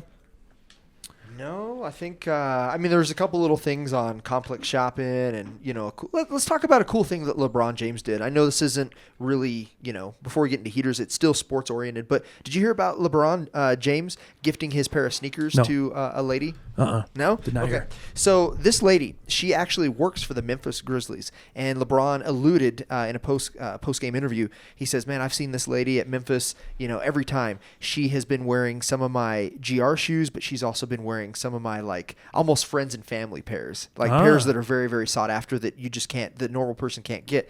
And he says, "I've never said anything to her." And this is like over 10 years. Every time he goes there, he sees her. And he actually decided to gift her a pair of his game-worn purple LeBron 16s that night. And he had never spoken to her before. Never. He had just noticed her. She was at old game, like Cleveland games and shit too? She works for Memphis. She works for the Memphis Grizzlies. And, she literally told LeBron, she's like, "Hey, I've always been and I always will be Team LeBron." He gives her the pair of his game. Oh, he's just seen her at games when he's playing Memphis. You got it. Gotcha. You got Sorry. it. Yeah, because she works for the Memphis staff. A little slow here. And she's like, "Hey, I've always been Team LeBron, even though she's worked for Memphis." So there's where the that's dicey, but it's just her favorite player. So she's like, "Hey, I've always been Team LeBron." And again, he's seen her wear these very sought after pairs and regular pairs, just always been that way. Yeah. Finally decided to gift her a pair of shoes, and she lost it, of course, got really emotional, and man, just kind of a heartfelt story. Pretty cool. That's dope. Walking in Memphis. Walking in Memphis. That's probably we're probably getting a clip for copyright on that. Do you really feel the way I feel? You know that one, JJ? No. Shocking. Little Mark Cohen action. Blown away. But I got one thing real quick I actually saw last night. Because Kanye's music has always been shaky and everything like that. It's not always been shaky. Yeah, what do you mean by what are you talking about? You can't say that and get away with that. What do you mean? I'm sorry. His music's always been shaky and everything like that, to quote you. I'm sorry. Because even if you meant shady, I'm still questioning it. I'm sorry. Go on. Like the past year or so has been kind of shaky and everything. And for his music or just in general or what? Him as a person, his music, like everything has been like going in I would a bunch agree of with that. different It's been directions. shaky. Okay. Yeah. Now we can agree. Continue. So there's not a whole lot of like info behind this, but apparently Ye that's what we like on this out, podcast. We like to say a lot of stuff with not a lot of info behind it. Go ahead. You'll see why. Okay, Kanye tweeted out calling out Bob Dylan. Let's get together. So we don't know fully. I saw that. What's wrong with that? Nothing. It's kind of cool because there's like the reason why I don't say there's a whole lot of info behind it, because I don't know if this is just like a meetup just to pick his brain, or if this is gonna be like a collab for his new. I don't know. I haven't heard anything about it. I heard he tweeted him too, and that's all I saw. Just let's get together. But I'm just kind of curious what you guys think of if they made a song together. Like, would you be for that, against that? No, I'd always check it out. Trying to like, would he like? Would that attempt help him go back to his original self? Essentially, no, fuck the original self. But I would listen to it. I would check it out. I think he's worked with Paul McCartney in the past. He's worked with a lot of legends, and he's done really dope work. So I would definitely be up for checking it out. Also, I don't think it would put him back in his old. I don't think it would bring back the old Kanye per se, but I think it would. It would probably be one of himself a little bit. No, I just think it would be one of his better songs in a while. Yeah. That's all. Simply put, I don't think it's going to change anything. I don't think it's any deeper than that. I think it's a song where Bob Dylan's not going to just let a piece of shit roll out there. Correct. And I think it's a respect thing. I think he's not going to let fucking "it's such a fucking hoe, I love it." Like that would never come out of that. You know what I mean? Yeah. Dude, and Bob Dylan is arguably one of the greatest songwriters of all time. Yeah. Okay. Sure. He's like a Nobel Prize winner. Yeah. I mean, his lyrics are super, super deep. So I mean, songwriting abilities. I mean, if Kanye wants to play with him, that's awesome. Yeah, I think it's a great thing. I don't think. Plus, it's a respect thing. Hey, I'm going to respect these people that have done it for a long time, that have the accolades. I think it's a good thing. Yep. Cool. Couldn't agree more. I love it. Yeah, I just saw that last night when I was doing some more, just like research, and I was like, holy crap, that could be really interesting to see how that turns out. Totally. Cool. All right, let's jump into a little segment we call Heaters. All right, Em, this is my heater. I dare you to hit it.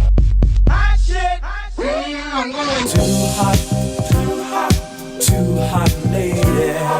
Here comes the hot stepper.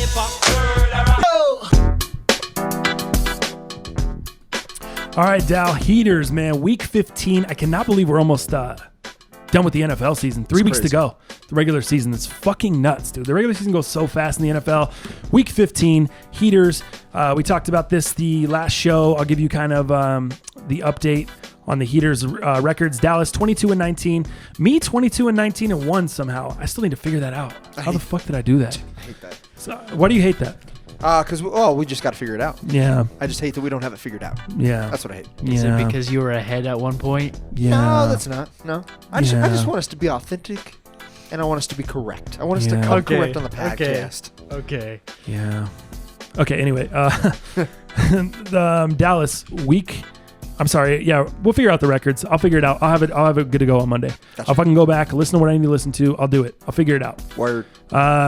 This week, you're most confident. Most Week confident. 15. I hate doing it, man, because it's a tonight game. I but knew it. I knew you were Oh my fucking gosh. I love my Kansas City Chiefs, man. You Tonight. need to focus on therapy, man. Hey, get out of here, JJ. Get That's outta true. Here. You What? need to focus on fucking therapy. Not only are you taking the game. Wow.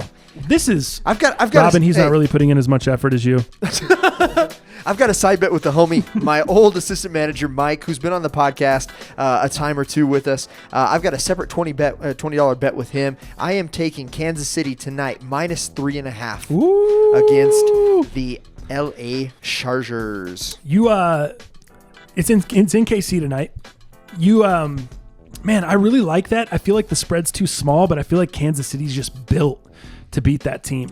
Dude, they have. I mean, you look at them. They do against the Chargers. The matchup. They the have the sauce. matchup is right, They have and the especially sauce. with the injuries that Dude, that Gordon, the Chargers have. Because Rivers is going to have to throw, aside from giving Jackson that opportunity. Right. But they've got to throw, and Mike Williams and Tyrell Williams just haven't come up big. Gates, again, maybe at the goal line decisions, maybe. He's just so big and so old. The matchup's just way better. It's in favor of the Kansas City Chiefs. All right, so let me write this down. Chiefs -3.5. 3.5. Dow Palantonio doesn't give a shit about the hook either. The hook kind of scares me. I can see them winning by 3. The half might fuck you over. The hook is the half, just for anyone that doesn't bet sports. They call it the hook. So that's how that works. 3.5 Dallas Chiefs tonight. I see him. I see him like at 29-24, 31-24, somewhere in there. That's what I see. Interesting. I'm going to go yet again, man. Most confident this week. It hasn't been my most confident, but I'm back on the Colts. I fucking you? love the Colts, dude. I'm back on the Colts after they went 0-6, or they lost 6-0 to the Jags 2 weeks ago. They bounced back with a nice win last week, and they covered the spread. I'm going back on the Colts this week. Colts -3 against Dallas. Do you have it at 3 as well? I do, 3.5. and I hope. 3. You have it at 3? 3. Yeah. Oh, I was about to say, JJ, you don't even know what the spread is. How do you have it 3.5? What's going on here? I hope the Colts do take out the Cowboys. I'm not a big fan of the Cowboys. You love the Cowboys. No, Cowboys are on a nice heater as well. I need them to lose. If you didn't have a Mahomes jersey, you'd have an Elliott jersey. What are you Get outta talking here. about? I Love the don't- Cowboys. Come on, man. I don't need no Zeke the Freak. Get All outta right, here. so yeah, I have the Colts giving up 3 at home. That kind of scares me because of how hot Dallas has been. Reason I'm going with this one, I feel like everybody is on Dallas. The public is so heavy on Dallas this week. Dallas getting points. With how hot they've been and getting points, it seems like the logical play. But I love the Colts at home in that dome. I think Luck is playing well, and I'm going against the public, dude. And I think not only they don't squeak by, I think it's a 10-point win. Really? I think it's like a 30-20 type game. Yeah. Hey, I think it's surprising. as long as Ebron's a part of that, I'm good to go. All right, I'm gonna go Colts -3. What do you got for your second one? Second one, I like the Ravens, man, this week against the Bucks. I love the Ravens defense. I'm playing the Ravens defense in 2 of my leagues this week. I have it at -7.5, which seems a little high, especially at that half can really get me because obviously it has to be more than a tutty. But the quarterback dilemma has kind of been decided. It's Lamar Jackson. Yep. That's what it is. Yep. And, he's feeling better after having that stint out and having RG3 having to come in and back up those last 2 plays of the game. I just don't believe in Jameis. I don't, they're still trying to figure out if he is the franchise quarterback or not. Are we bringing Fitzmagic back in? I just don't like, I do like the Raven, or excuse me, I like the Tampa Bay pass rush. Yep. But I think their secondary is a little weak still. I think the Ravens have this. Minus 7.5. A little bit of that sauce, huh? Yeah. On that weak sauce. No surprise, I'm going with the same team. Ravens minus 7.5. Love it. Loved the pick. I was kind of back and forth between them and the Colts as my most confident. Okay. Love the 7.5. Love the Ravens minus 7.5. Same thing. I think it'll be about 10-point win or so. Ravens don't put up a ton of points, but the defense, I think they're just going to force Jameis to be a turnover machine. On Sunday. So I'm going to go with the Ravens as well. What do you got for your third one? Ooh, I'm going with a crazy one here. And check my facts on this one. I am going Giants minus 1.5 against the Tennessee Titans. Wow. The Titans are trying. I went on the G-Men last week against the third-string quarterback. I felt good. Yeah. This one's a little shaky, right? But the Titans have to win this. This is a must-win for the Titans to even try to keep face with any type of playoff hopes. Interesting. Let me see. What do you have them at? I'm sorry? Minus 1.5. 1.5. Wait, mine? Oh, Giants. That's right. Yeah. You're going to Giants, not the Titans. I'm sorry. All right, I got them at 2 on my bookie site. Let me see what they are on Yahoo. G-Men. Big Blue Wrecking Crew. Minus 1 on there, so I'll give you 1.5. That's right in the middle. Nice. Okay. Odell's obviously back. The Titans, you take Henry out last week. Yep. Titans would have looked like dog shit. True. Oh, dude, Henry was a fucking man among boys. You take Henry out of the game, and now we have the tape, we have the footage. Yep. And and I think the Giants are kind of consistently doing some things right, and they had Beckham out last week, so they got Beckham back this week. So maybe we put in the best quarterback that the Giants have, Beckham, and we take that minus 1.5. Dude, Eli looked good last week. Honestly, I kind of contemplated starting Eli this week in that league with Baker. Yeah. Where I was kind of deciding about with Baker. I was like, fuck, maybe I take Eli this week. I mean, it's not like... Dude, they just need to keep feeding Saquon, and then all of a sudden have a couple deep passes to Odell and or Sterling. I think they're in good shape, man. I really do. And like I said, Tennessee is must-win game every week, and I think that's too much pressure. I think they fold under the pressure. The G-Men could possibly get in. There's going to have to be a lot of things that happen in their favor. A lot of pressure and a lot of things that have to get in. But, dude, the Giants are playing lights out. They have nothing to lose. I like it. Dallas, what do you have the Patriots at? Patriots. Man, I haven't even looked at them this week, man. Dude, I fucking love this game. Do you? God, I love this game. I'm really confident in all three of mine this week. There was not any where I'm like, I know you said you were having a little trouble before the show. Yeah. You were like, this week was tough. Yeah. I don't feel like it was tough. You betting the mortgage on this one? Not the mortgage now. No, I mean, they're playing Pittsburgh, dude. I have minus 2.5. Okay, same thing. So we're going Patriots minus 2.5. We're sneaking it in under the 3. Nice. And, dude, I just love the Pats in this spot. I think Pittsburgh's on a downward spiral. Now, granted, even at home? Yes. It doesn't matter. Dude, it's fucking Belly, okay? It's the hood. It's the hood man. The hood man and Brady are coming through. It's Fat Man Roethlisberger? Fat Man Scoop. Fat Man. It's the hood man and fucking Brady versus Fat Man Scoop, okay?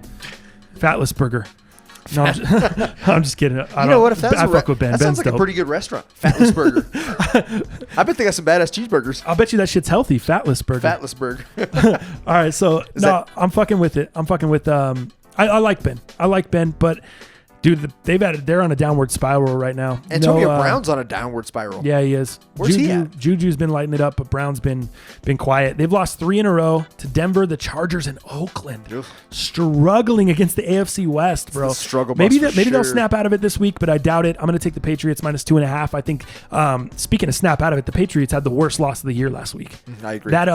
That bullshit with Kenyon Drake at the end of the game. We didn't even talk about it on the last episode. Yeah. But that hook and ladder shit, the lateral bullshit that you don't even see in college. The Cal versus Stanford, the Stanford that's band like play was on the field. It's like a high school play. No doubt. It was insane. It looked. Wait, was that the annexation of Puerto Rico? It might have been. Okay. It might have been Little Giants there. Icebox. I honestly think that the Patriots are going to be so pissed off. They shouldn't have lost that game. Yeah. It was back and forth all day, but at the end of the game, they had Miami beat there. Yeah. We know Belichick made a bad move with having Gronk on the field. We know that it kind of looked to me, you know how the Patriots, Belichick always says, do your job. Yeah. That's like the Patriots slogan. it looked like the Patriots were waiting for somebody else to do their job because they were just standing around watching people run around like, oh, is he going to pitch it? Instead of just tackling the guy, they were doing more watching and like waiting for the last person that was going to have the ball to kind of corral him. Yeah. Well, Kenyon Drake was not having that shit. He just took off with it. So I think the Patriots are upset about that. I think they go into Heinz Field this weekend. I think they get the dub. They're still battling for their playoff home field advantage, so they definitely need a win there. Pittsburgh needs a win just to stay in the playoff race.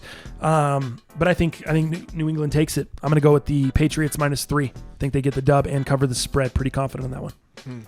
So that's how I'm going to kind of wrap up heaters there. So just to recap, let's see. Homie Dow Palantonio, he's on all 3 favorites this week. He's got the Chiefs -3.5.